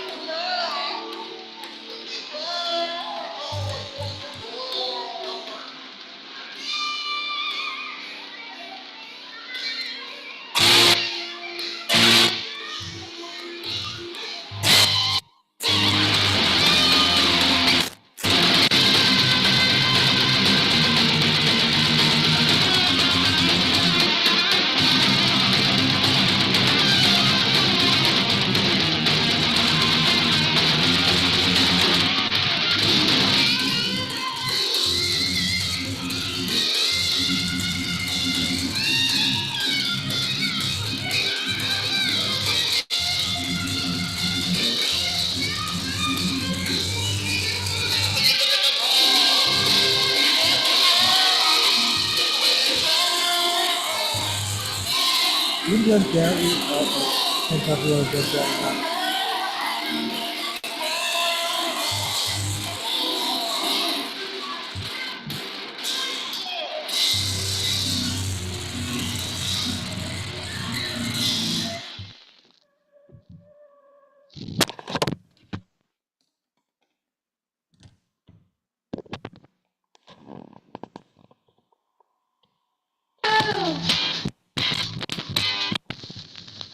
This is Zane with who?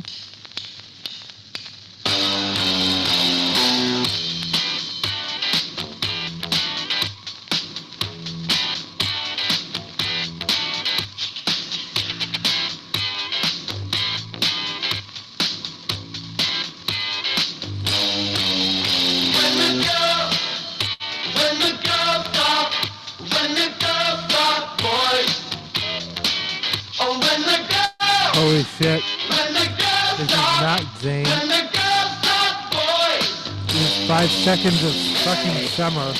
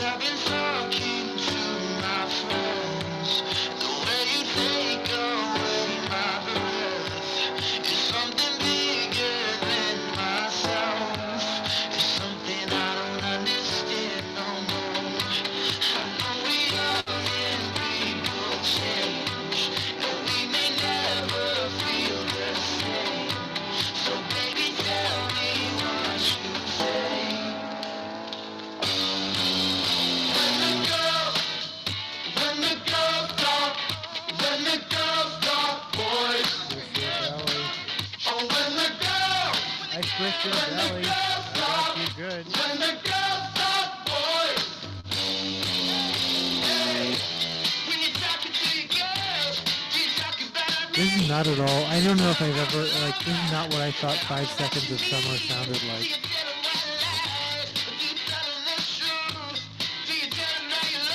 Or it is. It's exactly what I thought they sounded like, actually.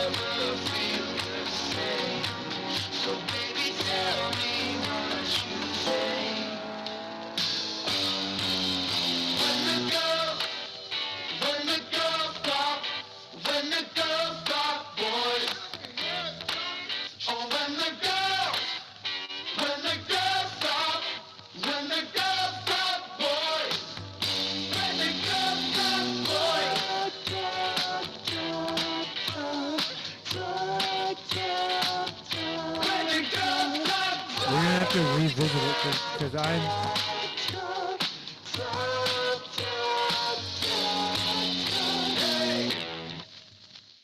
Me too.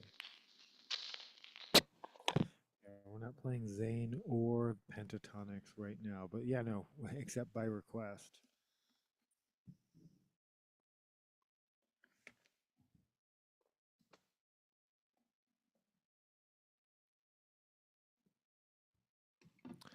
This is the Bum Bum song, aka Lonely Swedish by Tom Green.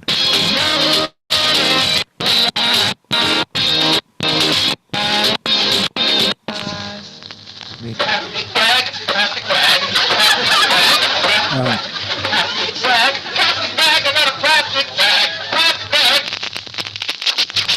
My bum is on the rail, bum is on the rail. Look at me, my bum is on the rail. My bum is on the man, bum is on the man. It's a lot of fun to put your bum on a man. Your bum is on the step, bum is on the step. Don't forget the step, you may hurt your bum. And that's not very fun, if you fall down and hurt your bum. I like to put my bum on things, it's fun for everyone. My bum is on the cheese, bum is on the cheese. If I get lucky, I'll get a disease. My bum is on the Swedish, Swedish. My bum is on the gum, my bum is on the gum. I can blow a bubble. Oh my God, the woman, the Swedish woman who thinks she sounds like a fairy, but the internet thinks she sounds like Stitch.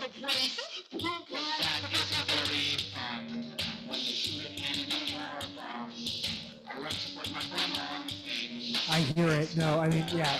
Sorry, your husband and the entire internet and myself all hear it. You sound like Stitch, but it's not. I don't think it's the accent. I think it's her voice. Like you don't. Again, not. And that's you talk like Stitch. You have a niche there to exploit. The man is all alone. The Swedish is all alone. My bum is all alone. 1, 2, 3, 4. My bum is all alone. My bum is all alone. My bum is all alone. My bum is all alone. My bum is all alone. My bum is all alone. My bum is all alone.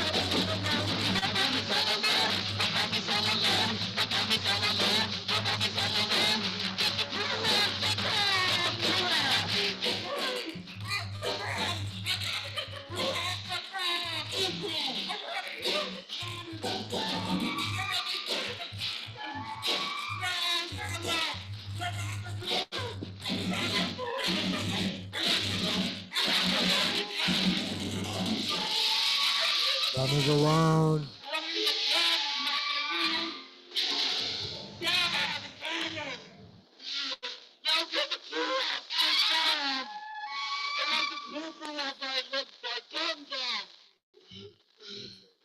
Can I hear the lunatic and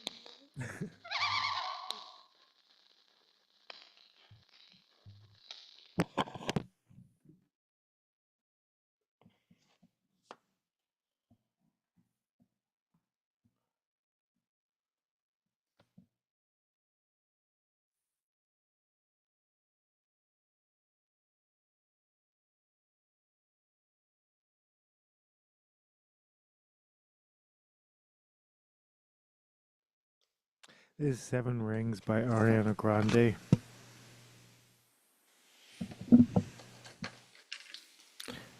Grande, however you pronounce that.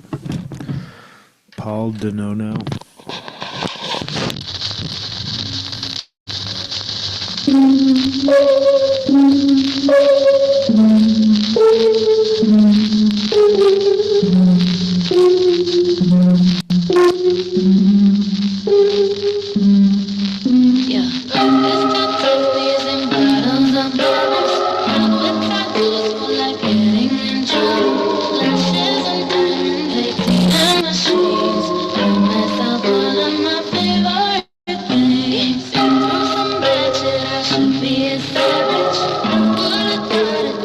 According to Gizmodo, extended cuts of Lord of the Rings trilogy coming to theaters for the 25th anniversary.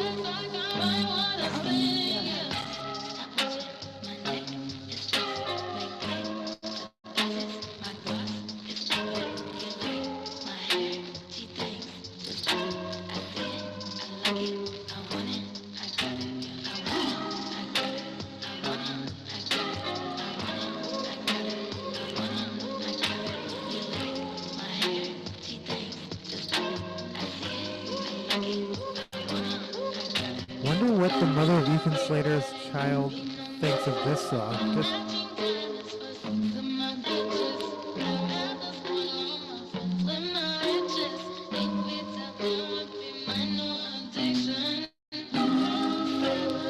list of actress musicians I continue to support despite being home wreckers. Ariana Grande, Mary Elizabeth Winstead, and who else?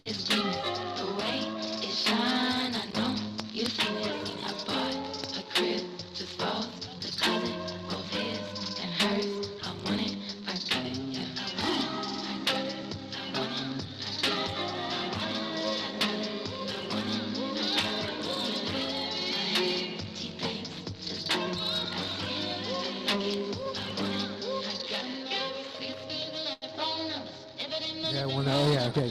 Extended cuts of Lord of the Rings in theaters for the 25th anniversary. It's good news to someone. I never watched the Lord of the Rings, so I don't really give a shit, but someone cares.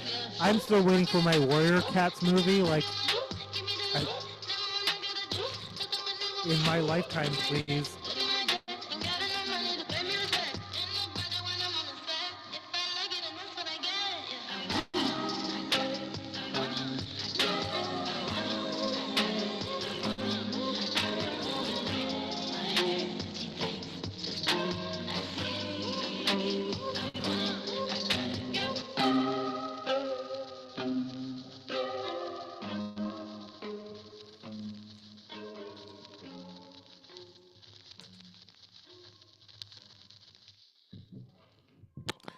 There was Ariana Grande with 7 Rings. Is that right? Yeah, 7 Rings.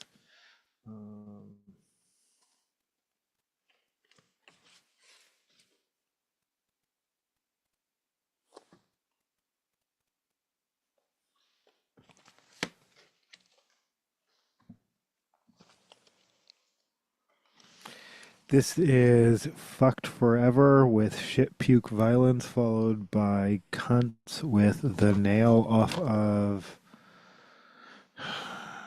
Neon Corpse Parade, a compilation.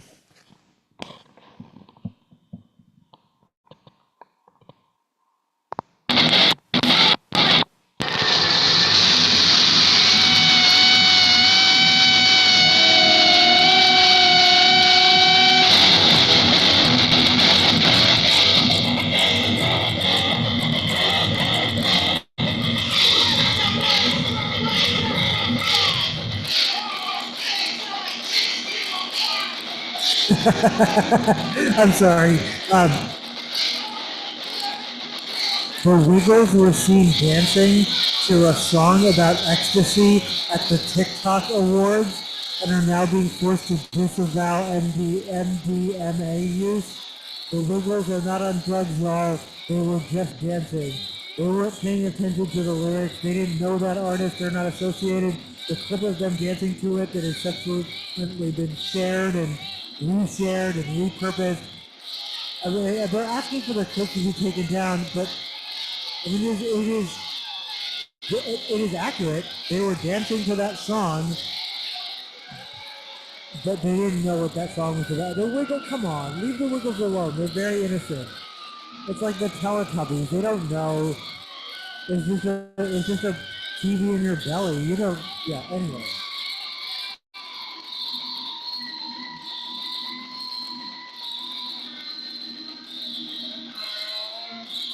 But the fact that the Wiggles were forced to put out a statement saying, we're not on drugs, we were just dancing.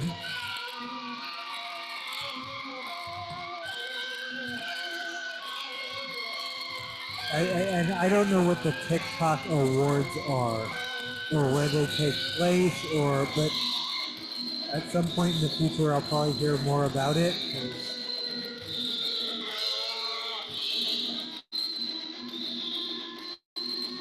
Anyone who could afford to rent a hall out can put on an award show.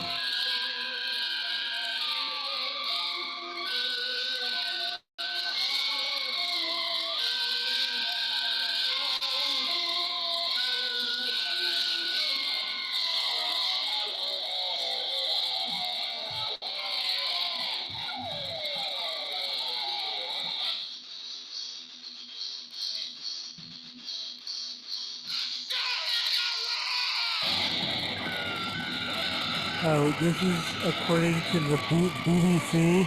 That stands for Big Black. Wait, what? No, sorry. British Broadcasting Cox. Could a new song unseat Mariah and Wham? So there, I guess there's a song by an artist named Kylie, and I guess she's she's known as Kylie. You know, in my mind, I'm like, wait, Kylie Minogue? That's the only Kylie I care about. Um, no, but just this artist named Kylie. She has some exclusive with Amazon. If you say play Christmas songs to your Alexa, her song will pop up first, which gives her an advantage. Also, Roland from Find the Untennables has a new song out, Self-Harm Warning. If you're experiencing thoughts of self-harm, call 988 or text 741.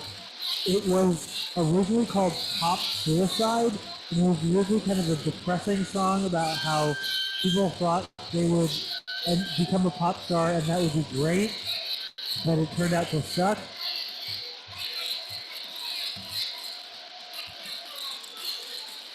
But they rewrote it and now it's a Christmas song, but still kind of about that. I'm curious, I haven't heard it. I'll add that to my will listen to pile.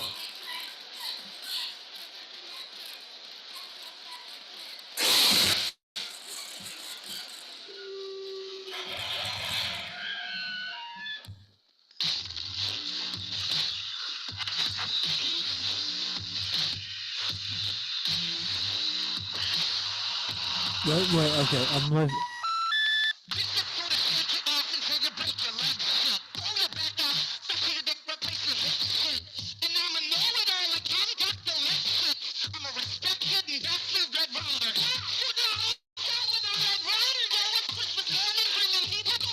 Oh, I don't know what we're listening to, but we're listening to it now.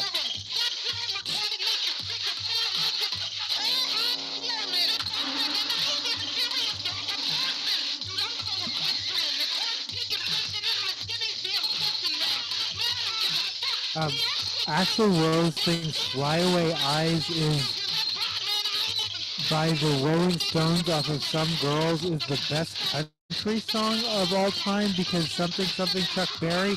I'm not sure Axl Rose knows what a country song is. I love the Rolling Stones. I'm actually wearing a Some Girls shirt in support of the Rolling Stones. I love the Rolling Stones, and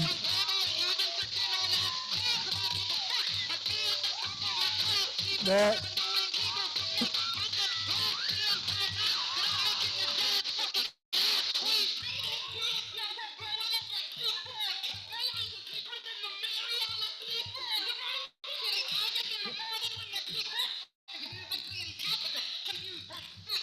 was that a Mariana Trench reference?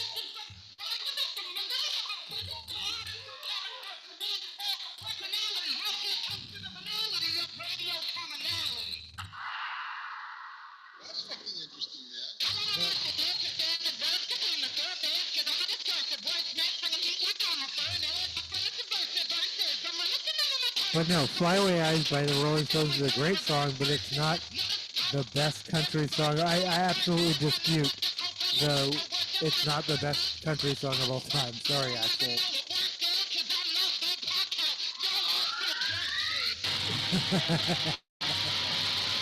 I don't know, y'all are Fred Durst is. It's so funny.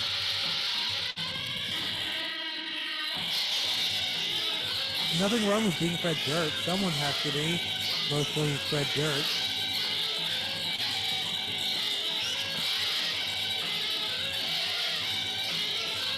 Me rocking out thinking you can hear the music too, but also realizing, is there some like noise suppression on Zoom and or YouTube that's, I don't know.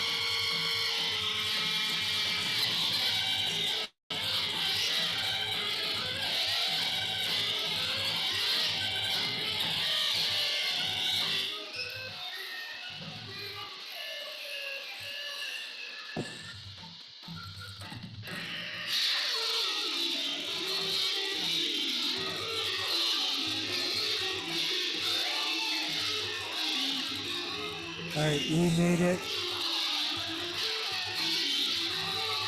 I'm gonna do a screen share again. And again, I'm gonna show my age. So I've been wondering, like, why is 1975, other than the shitty band who I hate, the 1975, fuck them. No, again, for no particular reason, no political reason, they're just bad, and I don't like them. They're bad and they should feel bad. I don't know, again, if you're a 1975 fan, that's fine. I'm not a fan. But specifically, me, in December of 2025, being like, why does 1975 keep coming up over and over and over? 15 years. The same way, yeah, I am 50 years old, so my birth year keeps coming up in the news / social media because lots of things are 50 years old. And they're, yeah, okay.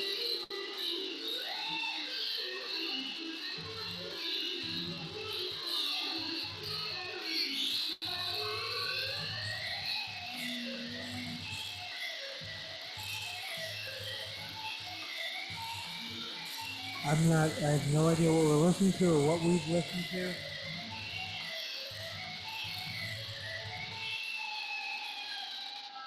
Me too.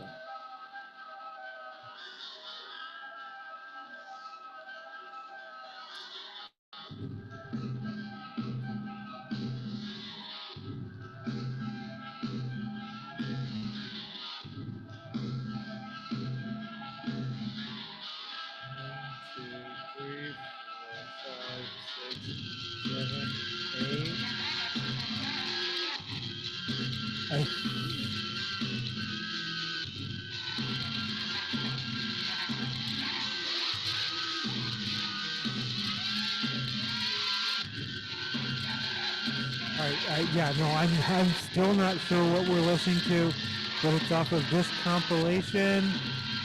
Yeah, what or who we're listening to, but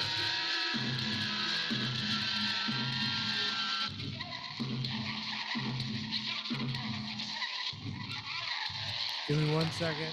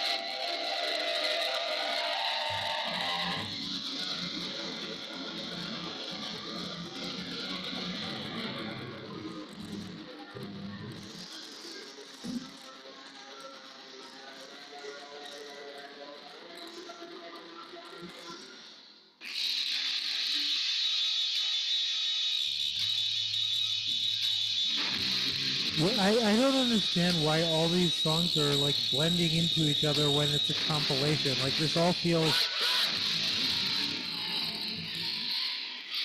like someone mastered this very well.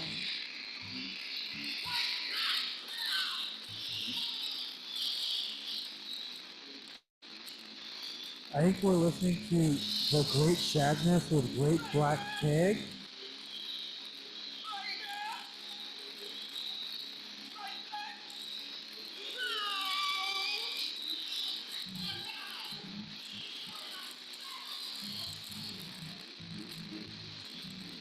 And then the Joe Blows with Stripper covered in bug bites, which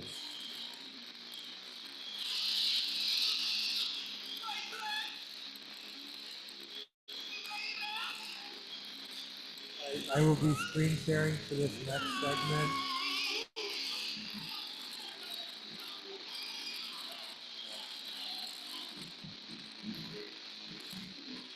I know I can't minimize during a recording.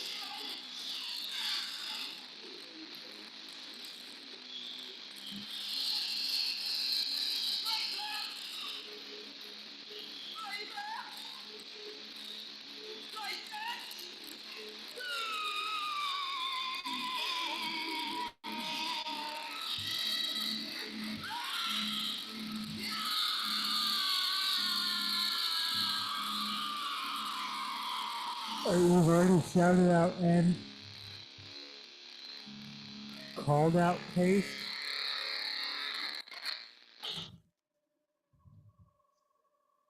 Oh, well.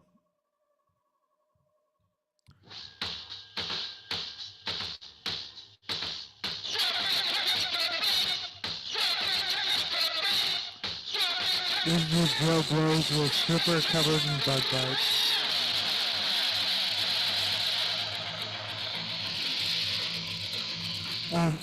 So I misread this and thought it was supposed to be every hit song since 1975, and I was like, whoa, that's a lot of number one hit songs. It's only the number one, and the list is that it's a list. For those of you who love or hate my list, it's a list. Well, they're not my list, but list content. It's every hit song in 1975. And there are only 35 of them because some of them were on the chart for more than a week. And I was like, wait, why? I was like, oh, it's not every hit song since 1975. That would be too much. Every hit song in 1975. Why is that still less than 52? Because some songs last more than a week as the number one, and and that. So let's take a look at this list. Yeah, all right. Kissy and the Sunshine Band, That's the Way I Like It, and Get Down Tonight. Both, yeah. Okay, I'm sorry. And the order is this particular individual, Matt Mitchell, who I'm going to let you know right now hates disco and easy listening, and the 70s, as far as I can tell. I'm going to read the same individual's articles for the 80s, because he's going to do. The plan is to do 1985, 1995, and 2005 also. But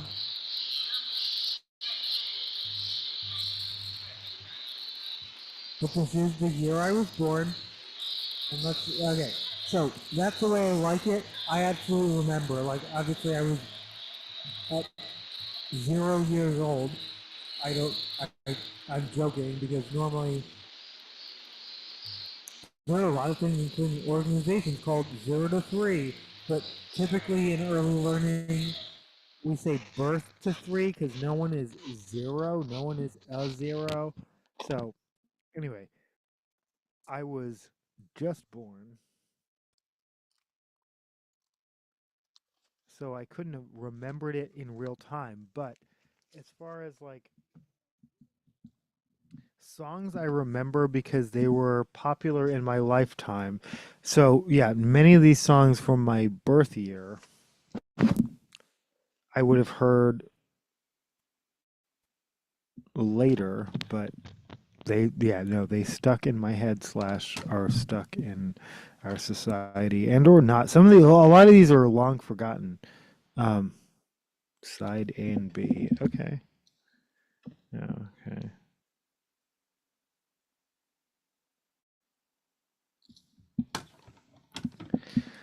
Like a magnitude. What's a magnitude?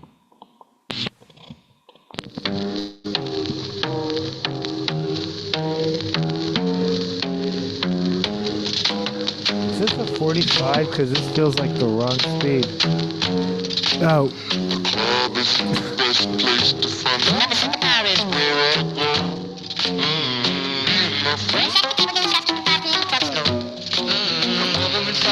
Holy shit. This is a 45. Is that true? The club isn't the best place to find the lovers, at the bar is where I Hi, Carm. Yeah, don't go to the bar. Go to the club. What? I've always thought that's. Yeah. It's not even my joke, but.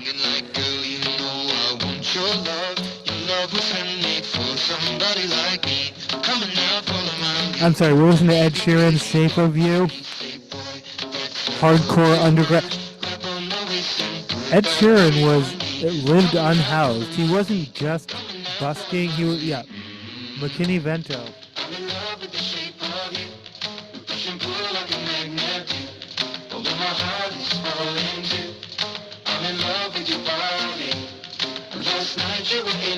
We can take forever. Okay. But yeah, no, Casey and the Sunset, Get Down to it. Both of these songs I remember from my childhood, not necessarily, obviously, the year I was born. These are songs. Oh, I love that the author pointed out racism in the intro, but didn't label the racist song the worst, only because it's not by Casey and the Sunshine Band. I happen to like Casey and the Sunshine Band, but that's actually kind of funny. Anyway, this song contains slurs and Elton John's not best song. Bernie Taupin, it is an Elton John Bernie Taupin collaboration, not the best song. Come here.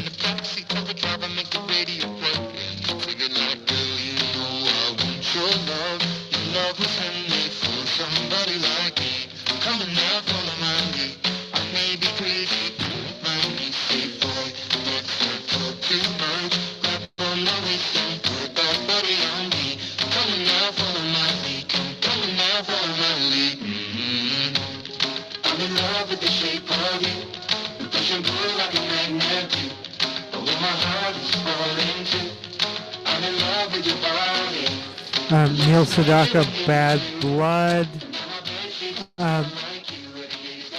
Elton John sings backup.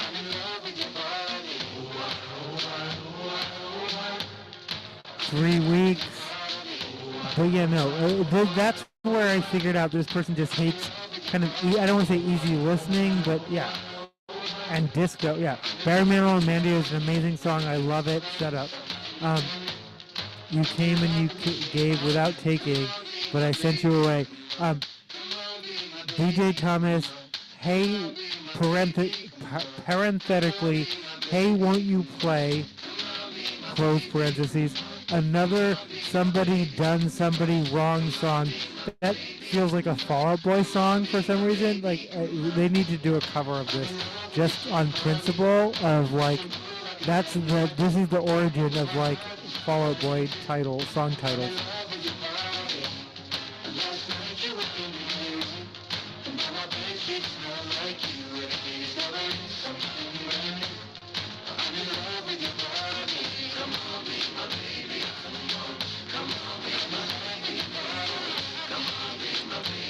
Tony Orlando, who the author just calls, like, bland or whatever.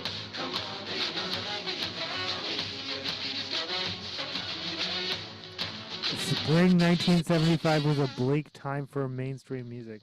That's an opinion. It was a bleak time for the type of music you liked, but there are all types of music in the world. First piece, this impossibly bland duet. I like Tony Orlando and Guy. Tie a yellow ribbon.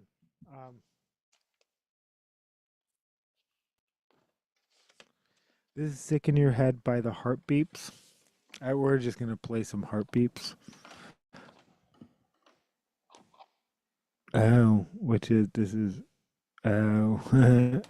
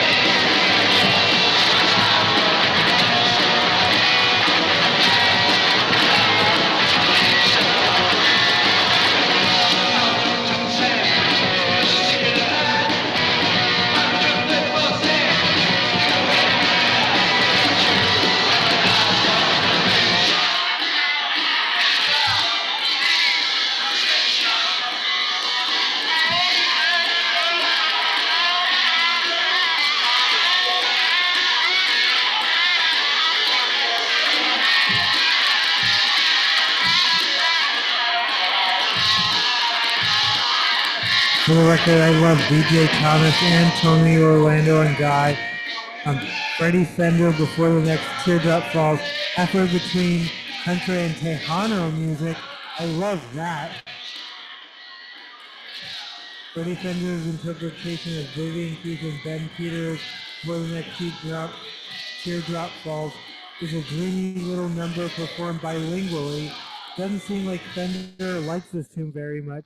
He told an interviewer, "The recording only took a few minutes. I was glad to get it over with, and I thought that I would be the last of it. It's a shame that Fender is really only known for this single and maybe Secret Love. I do like his singing here, and I appreciate the sweetness of producer Huey P. Moe's Tex-Mex style. It's one of 6 country songs that topped the Hot 100 in 1975. So no, if I think about how much was I influenced by country, 1 out of 6? Yeah, no, well.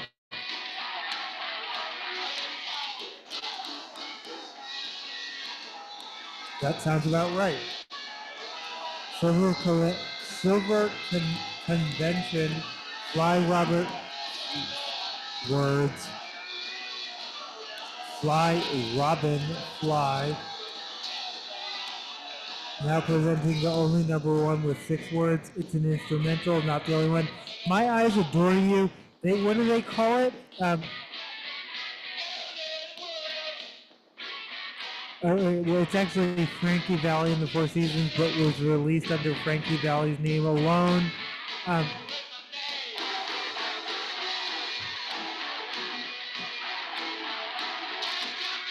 The problem with My Eyes Adore You is that it's got no bite to it. A milquetoast song can only swoon for so long. Again, I actually love My Eyes Adore You. I don't know. I'm not a big Average White Band. I'm sorry. Average White Band fan. The name confuses me and made me feel like, especially when I was expanding my understandings. I'm like, is this overtly racist like Leonard Skinner? Which they're not, but they were, but they're not. I also agree, Average White Band, Nitty Gritty Dirt Band. I don't remember Average White Band being disco. Yeah, I wouldn't know.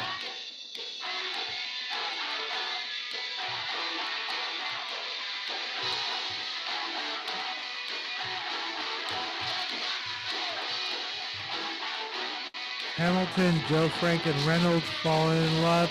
If that's Could You Be Him falling in love, that's like Doobie Brothers, Blackwater, I don't know, Doobie Brothers, whatever. Okay, let's talk about The Hustle. I own this record with that exact album cover. We're still listening to the heartbeats.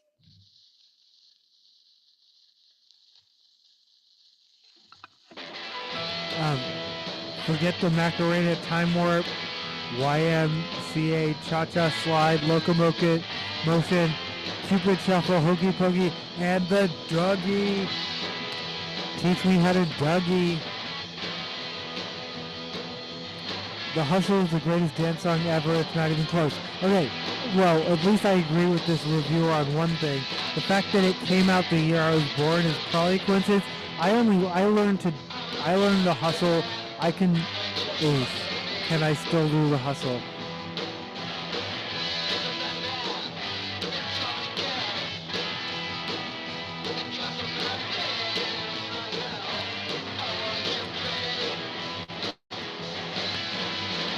Van McCoy wrote this for a Soul City Symphony and deservedly cracked the top spot in the Hot 100 right as the July heat was settling in. Patrons at Adam's Apple nightclub in New York City were doing The Hustle, which inspired McCoy to make a song about it. One of the city's radio stations, 770 WABC, named the Song of the Year in 1975. How many great songs feature a lead melody played through a piccolo? I think it's just one, but it's a great one. Yeah, no. Hey, I have strong feelings about The Hustle.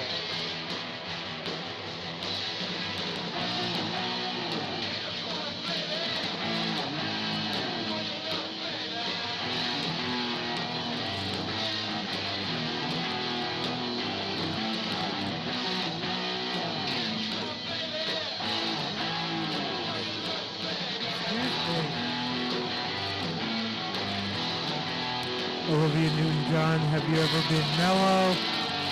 I feel like Mellow Yellow. I love Olivia Newton-John. This is pre-Grease, right? Neil Sedaka, Laughter in the Rain. They actually liked this one for whatever reason. I don't remember. Is this a cover or is it, yeah, John Denver? Okay, wait, I'm sorry. Is it any more affecting than any song or Leaving on a Jet Plane? Bullshit. Leaving on a Jet Plane is a definitive emotional experience across all times. Any song is great. I'm Sorry, is that an original or is it I'm Sorry? That's the only song I know, I'm Sorry. More Elton, and I've previously looked this up, or someone brought this to my attention. Oh, I think it was, Elton John went #1 with a cover of Lucy in the Sky with Diamonds. I'm not even sure the Beatles did that, but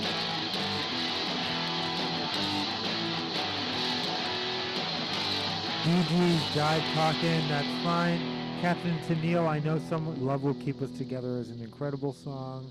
Again though, if you're not a fan of smooth adult contemporary, what I define as easy listening, you probably aren't a big fan of that song. I know someone who is named after Captain Tennille, and because she was younger than me, I was like, I waited until she was like quitting, and I was like, you are familiar. She's like, oh, of course. I was named after Captain Tennille, but I knew someone named Tennille.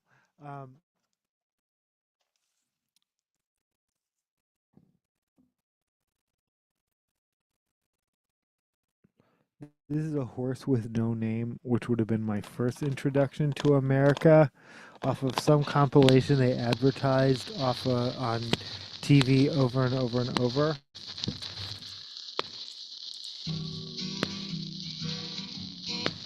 Sister Golden Hair is my favorite song, but I guess Ventura Highway is what's trending on the internet. We'll get to it.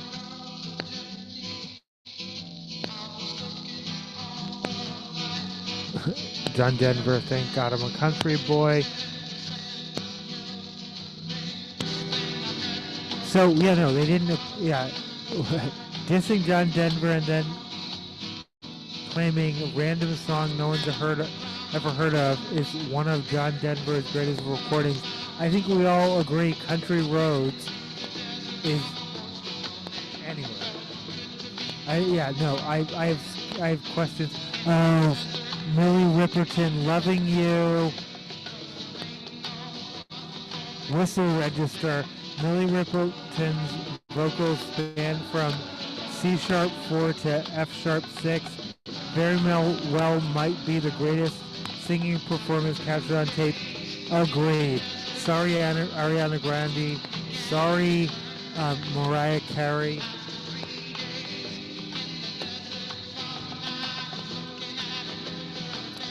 Keyboards performed by Stevie Wonder under the pseudonym El Toro Negro. That's news to me, because due to Motown contract conflicts. On the album version, Ripperton so sweetly sings Maya over and over for her baby daughter. DJs mistook this for a religious chant and replaced it with a fade out in a radio edit. No matter the change, Loving You is a lullaby surrounded by talking birds, with Richard Rudolph's acoustic guitar strumming delicately against Stevie Wonder's keyboard notes. It may be the most beautiful hit record ever. Agreed. Agreed.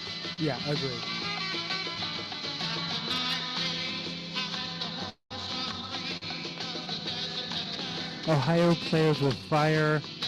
I believe I own this too, actually. And I don't know, my thoughts on dollar records, like 99-cent records don't exist anymore. If I do make it to Easy Street to buy my dad the Arab Strap and Mark Knopfler records, I hope to buy him. on CD.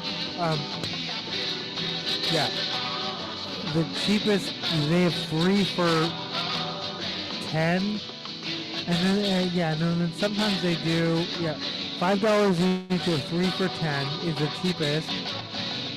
That's their dollar bin now, and that's fine. Though I think they may do a slightly cheaper bin when they have like outdoor, like West Seattle Fest and all that.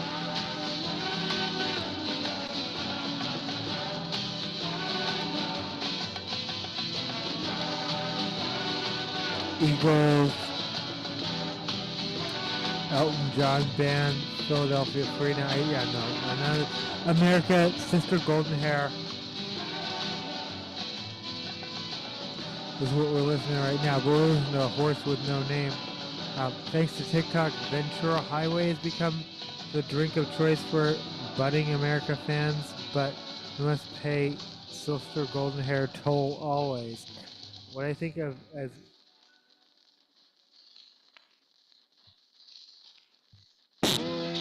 me too. When I think of radio-friendly folk rock from the 1970s, few recordings are better than the Hearts lead single, which topped the Hot 100 that year, Song of the Summer, crashed America's party. Jerry Buckley was inspired by Jackson Browne's knack for writing about Los Angeles. I find Jackson could depress me a little bit, but only through his honesty, Buckley commented. And that was a style in which and it was that style of his which led to a song of mine. I gotta say that Will You Meet Me in the Middle, Will You Meet Me in the Air, the chorus off of Gentle Legends, the chorus is stuff of Gentle Legends. Oh, no, I'm sorry, I'm mixing like quotes with it.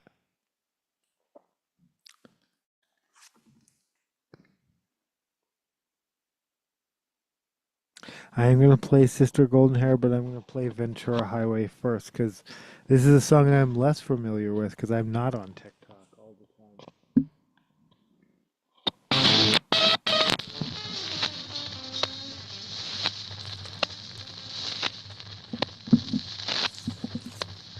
Oh, Shining Star by Earth, Wind, and Fire.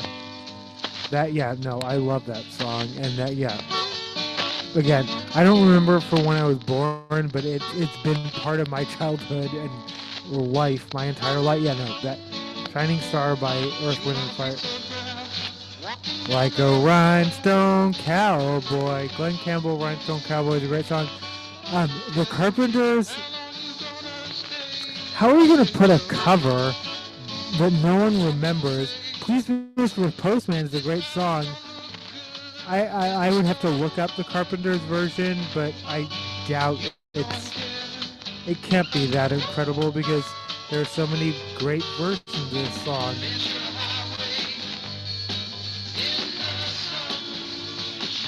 Wings, listen to what again, Wings, the Staple Singers, Let's Do It Again, the final hit of 1975, Curtis Mayfield, Mavis Staples, fuck yes. Linda Ronstadt, again, You're No Good,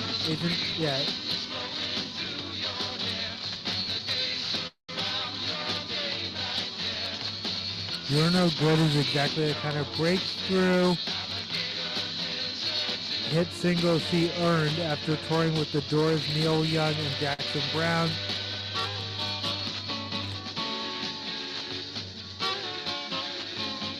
The Eagles, One of These Nights. So Eagles and Wings, I'm like, wait, they were still active? They hadn't coked themselves out by the early 70s? Like the fact that they're both still active in mid-70s, and obviously 1975 is the mid-70s. I don't remember obviously Eagles and Wings did not exist at some point. But I do remember the song One of These Nights, and yeah.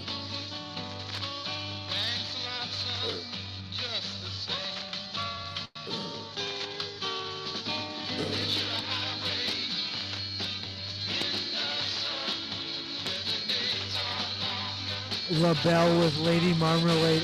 Yeah, as someone who is 50 years old, who is exactly as old as all of these songs, um, well, some of them were recorded and released in 74, so someone who is younger than most of these songs, but only slightly. The 90s version with Christina Aguilera, the 90s version is my version of Lady Marmalade, sorry. And then I Remember Fame, it's a fine song. For reasons I don't fuck with David Bowie or Eric Clapton, who was listed earlier as a featured artist.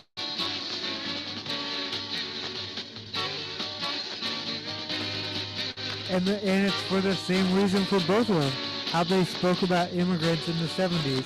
They both since blame alcohol and the time period and refuse to actually apologize. Well, David Bowie's dead, so it's too late. Eric Clapton is is still alive as far as I know. He can still apologize,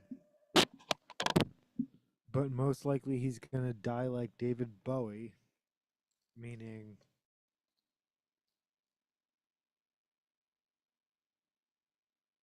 someone who spewed toxic anti-immigrant rhetoric because it was the times. Yeah, it was the times. You're right. But there were people who weren't doing that, bro.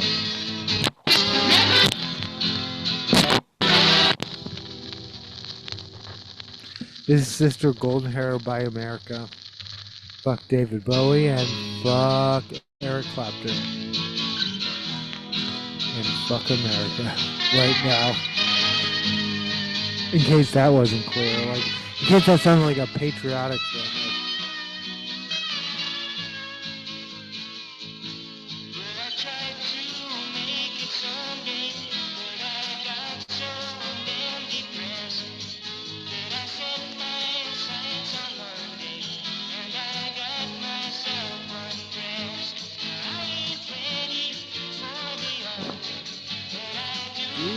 Appreciate it.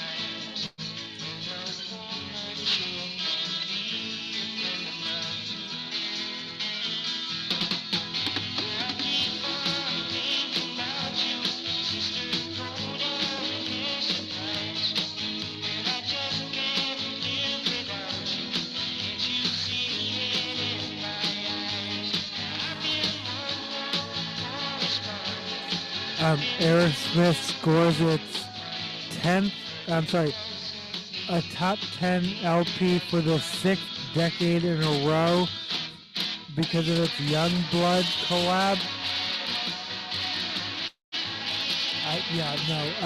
Yeah.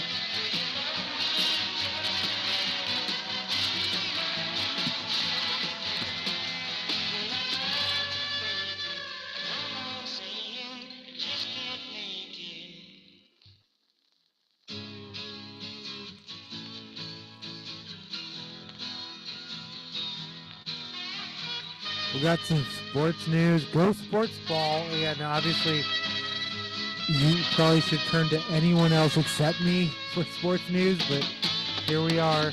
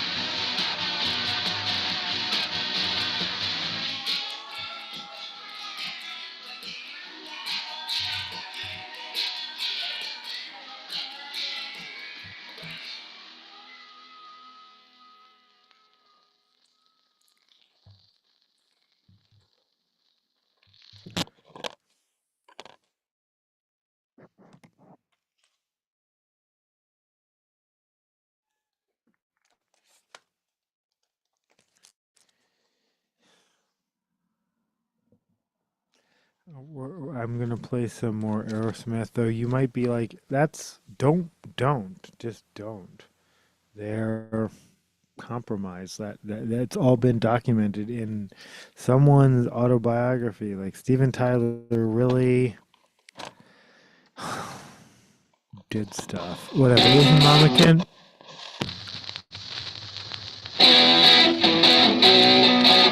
By Aerosmith.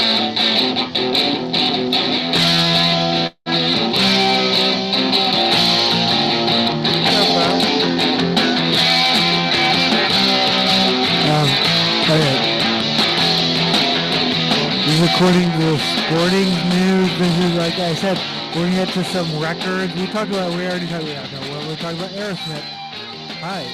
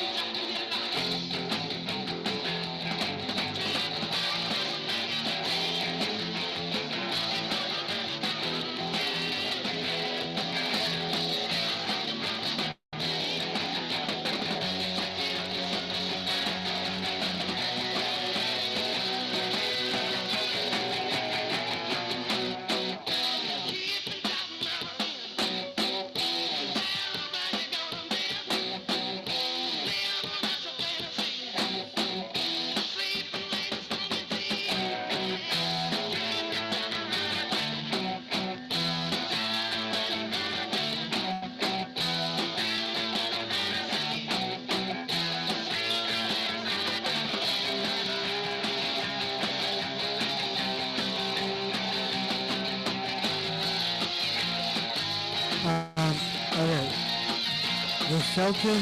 The Celtics, Jordan Walker.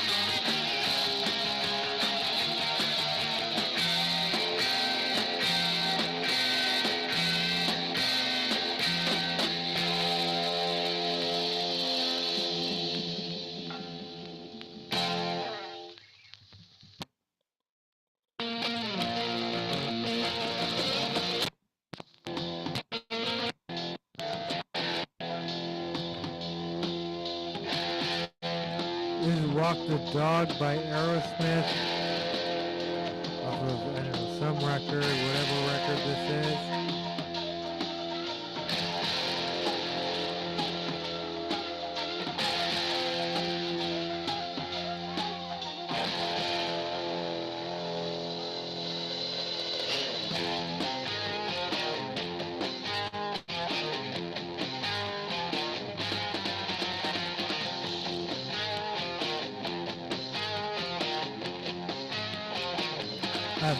Celtic Jordan Wall, this is according to Sporting News,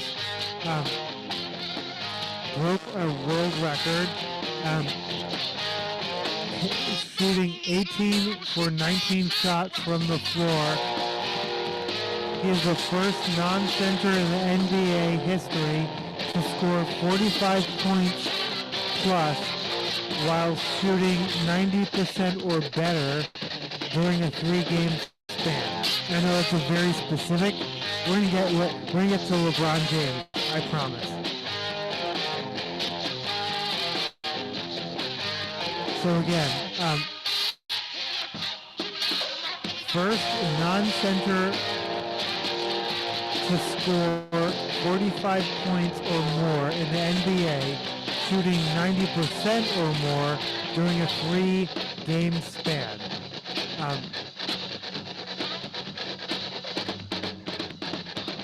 He scored 47 points with a shooting average of 94.50 something, 57, 50 something, 94.5.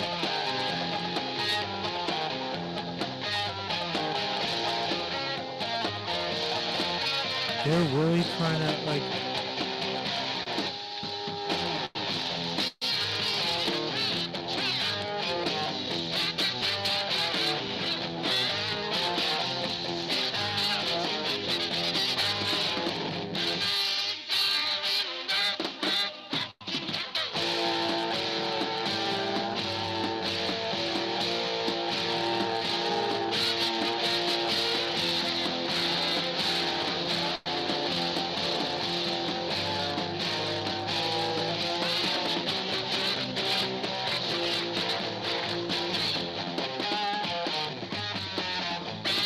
I promised we'd talk about records, and we're talking about records. According to Bleacher Report Sports Records.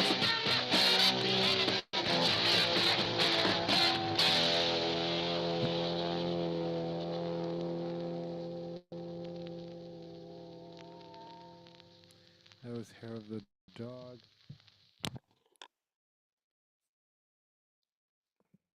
I reserve the right to play more Aerosmith, but I will not right now. In there.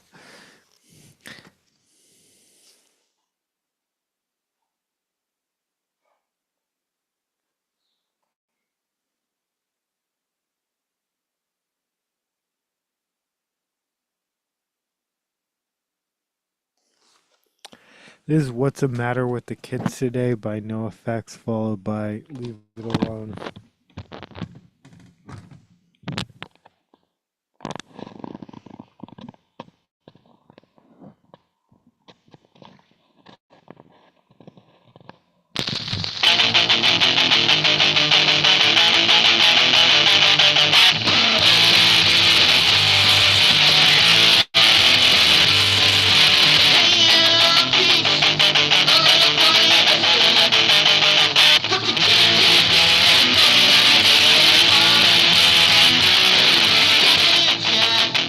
Speaking of records, according to Bleacher Report, James Harden passes Carmelo Anthony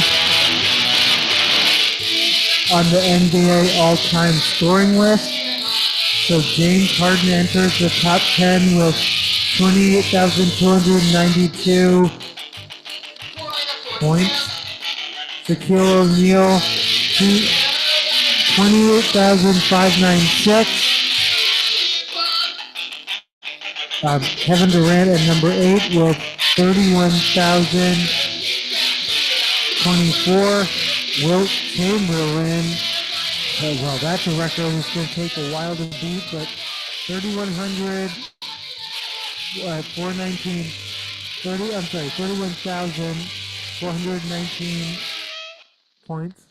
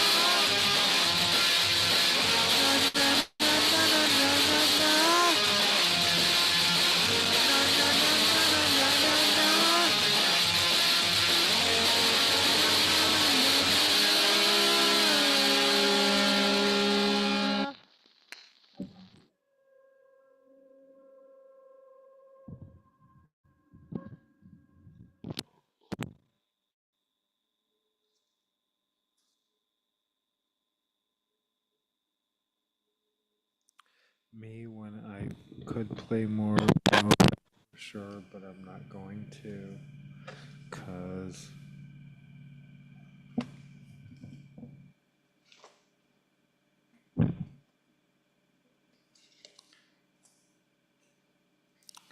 is keep them separated.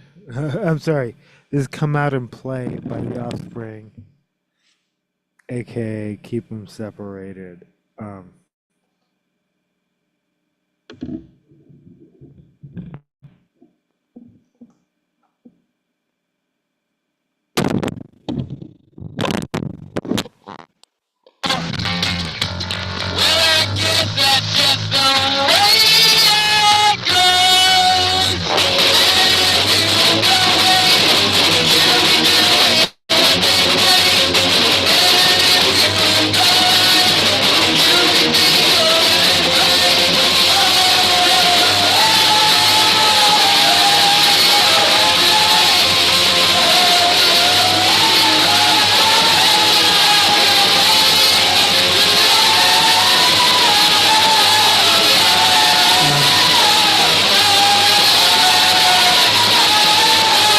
I think I said Wilt Chamberlain. Okay, number 7, Wilt Chamberlain at 31.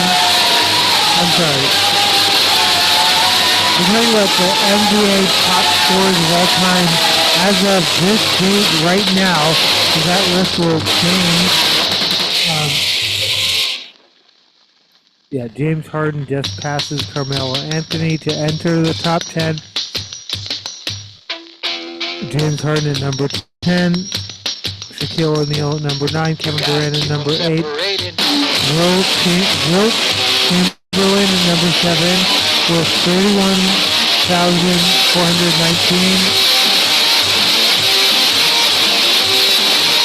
Dirk Nowitzki, I've never heard of this person, but sure.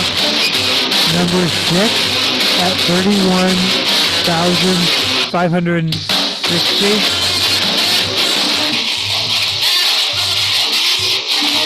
Rounding up the top 5, Michael Jordan at 32,000. 292. Number 4, you know all these names.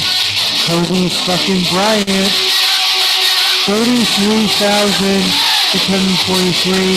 Number 3, Carl Malone, 36,928. Separated.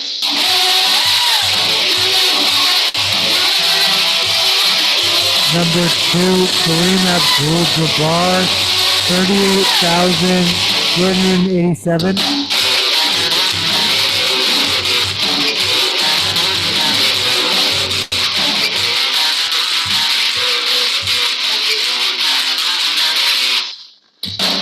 And number 1 is the King, Sir LeBron James, 42,268 points. He's like 4,000 points above.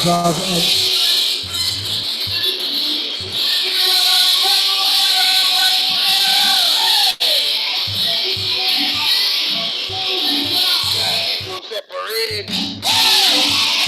Yeah, no, that's as of 12/6/2025.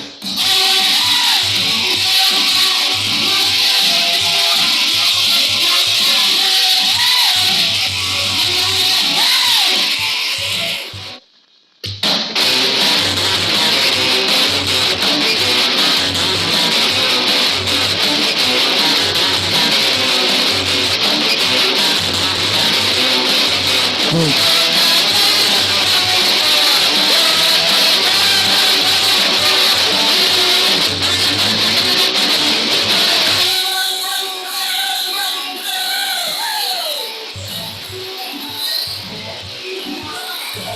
Separated.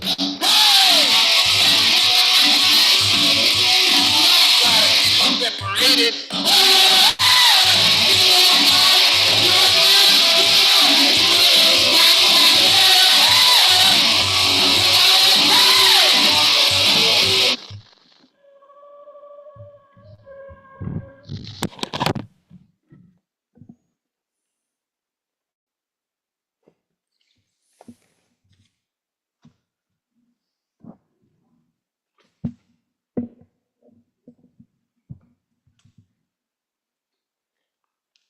This is the box.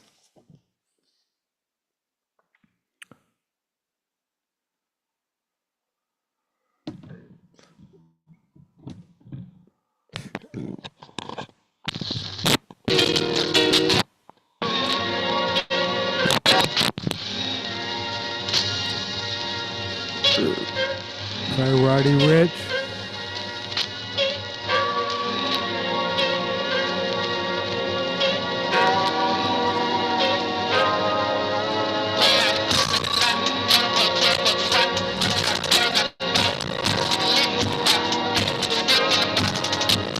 This is from his sporting news.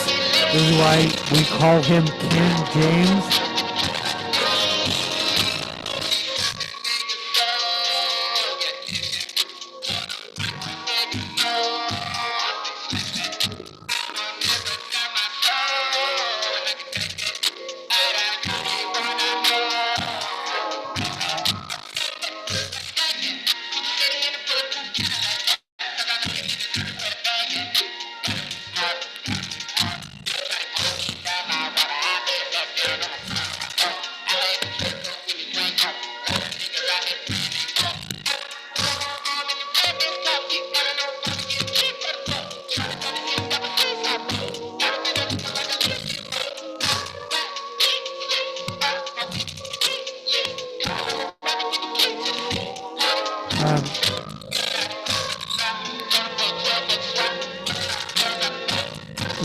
Speaking of records, LeBron James' 10-point streak ends in the most LeBron way possible. He had the shot. He could have just taken the shot, but he passed. And as a result, LA beat the Raptors 123-120. He passed to Rui Hachimura. Again, he could have taken the shot himself. If ego and no one, including myself, is going to claim LeBron James doesn't have an ego. He refers to himself in third person. As do I, but yeah.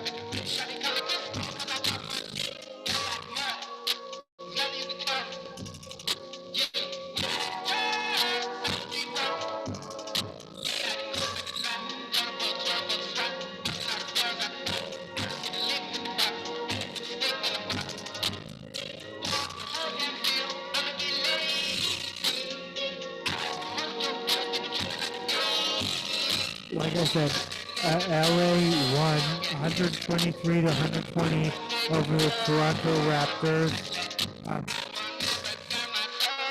His streak ends officially at 1,297 10-point games. He scored 8 points. And he could have taken the shot. Everyone knows.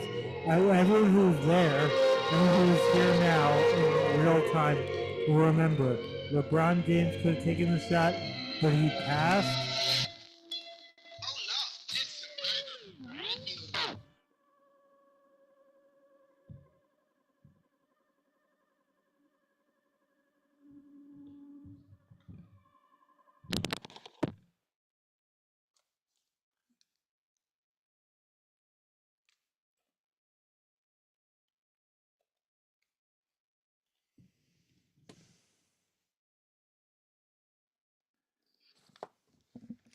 Shout to high voltage.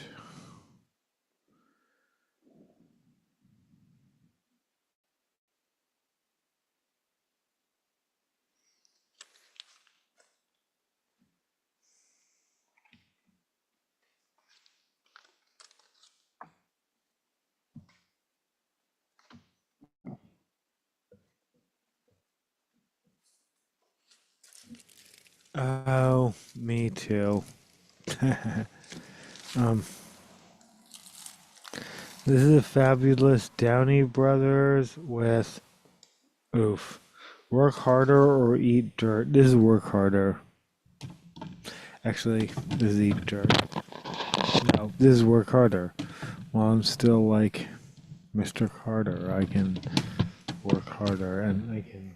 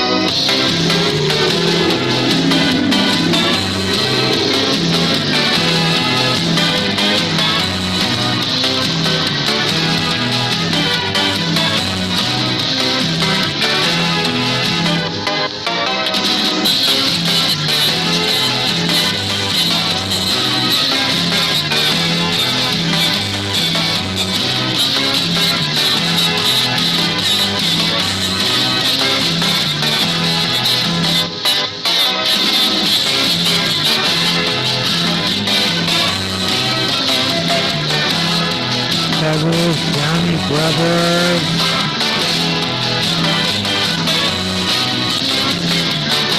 Several Brownie Brothers. That's a little Downy, bro.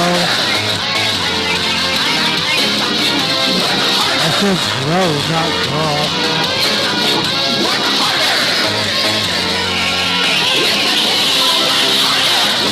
I said bro, not girl.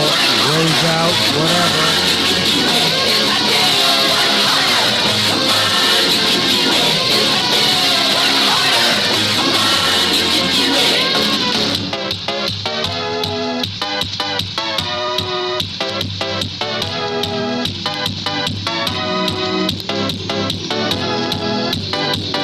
Teddy Swims admits to using AI, which makes sense because his shit is soulless and sucks. Billy Norwood creator doesn't understand the backlash.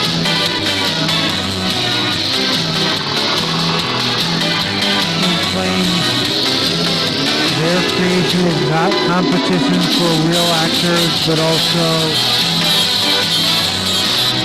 claims it'll be more economical. Well, how? Without not paying actors, how would your AI be more economical, but not against actors? Unless, yeah, it will only be more economical if you're paying actors less or not at all. And that's, no one's misunderstanding that shit. No one's misunderstanding it.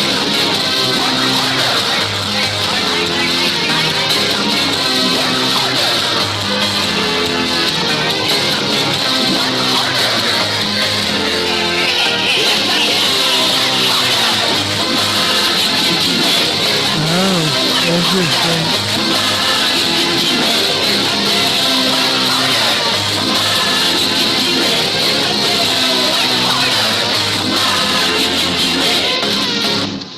That was the fabulous Downey Brothers with Work Harder.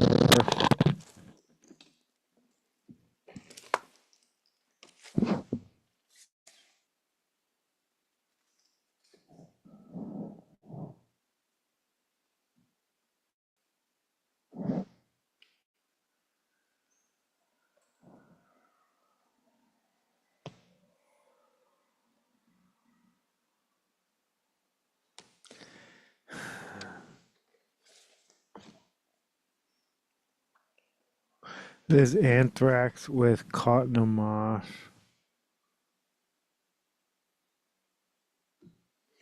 I don't know what we're doing here, actually. This is Anthrax.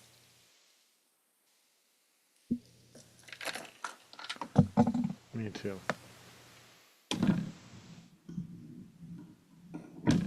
This is actually Anthrax with I Am the Law. Drug reference.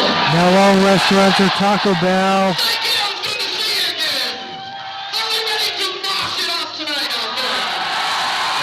Wait. As you know, we are changing tonight. And I want to hear everybody singing it loud out there. What do you say? This is not acceptable. Like, because they're literally, I mean, someone designed the background, and their basic hip-hop is fun. There's something to be parodied, and or something, we can do that because someone else did it, but also the rap metal connection.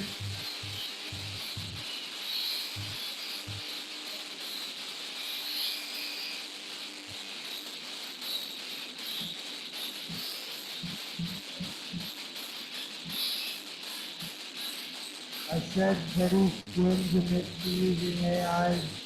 Joey Norwood. Again, things people misunderstand.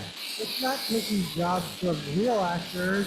It's taking jobs from other AI actors who don't exist.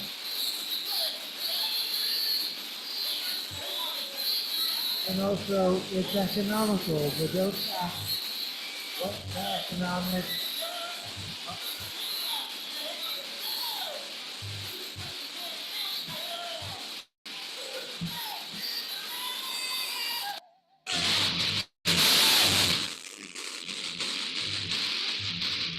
Yeah, okay. I'm going to bed for sure. How are you doing?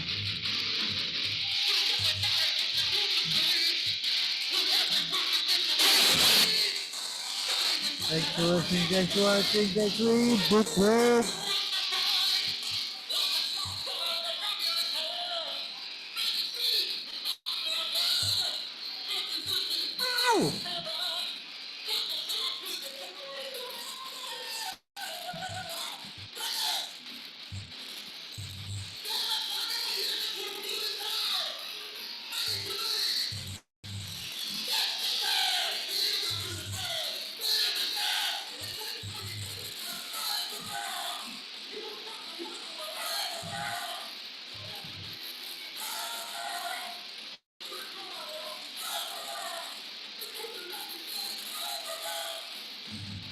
Anthrax with I Am the Law, which they had a whole like Judge Dredd like tie-in, but it wasn't official. But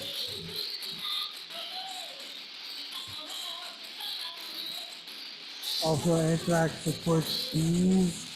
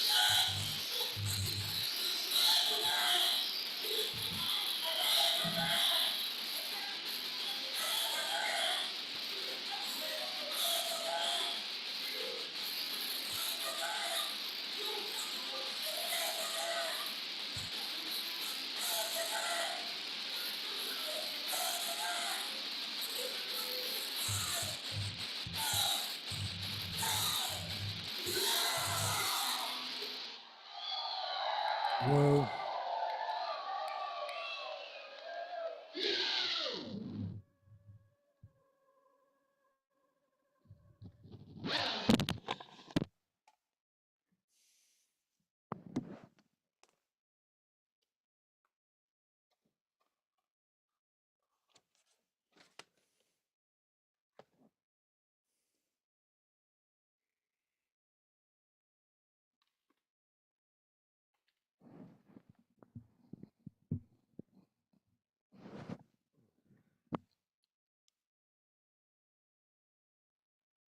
Little Putos by Cypress Hill for sure.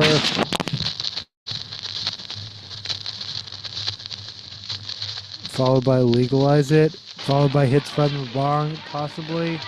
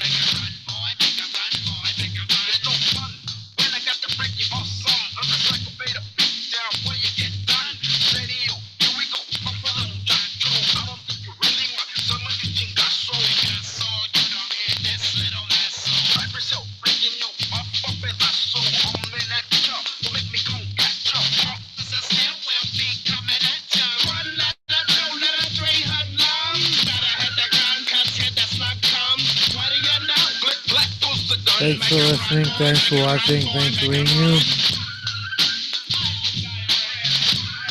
I need to paint my nails. Boopity boop boop boop.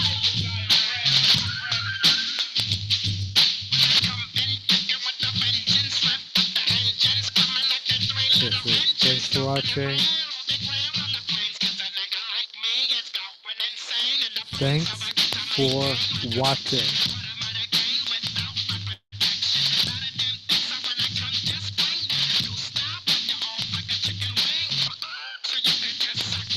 Ah.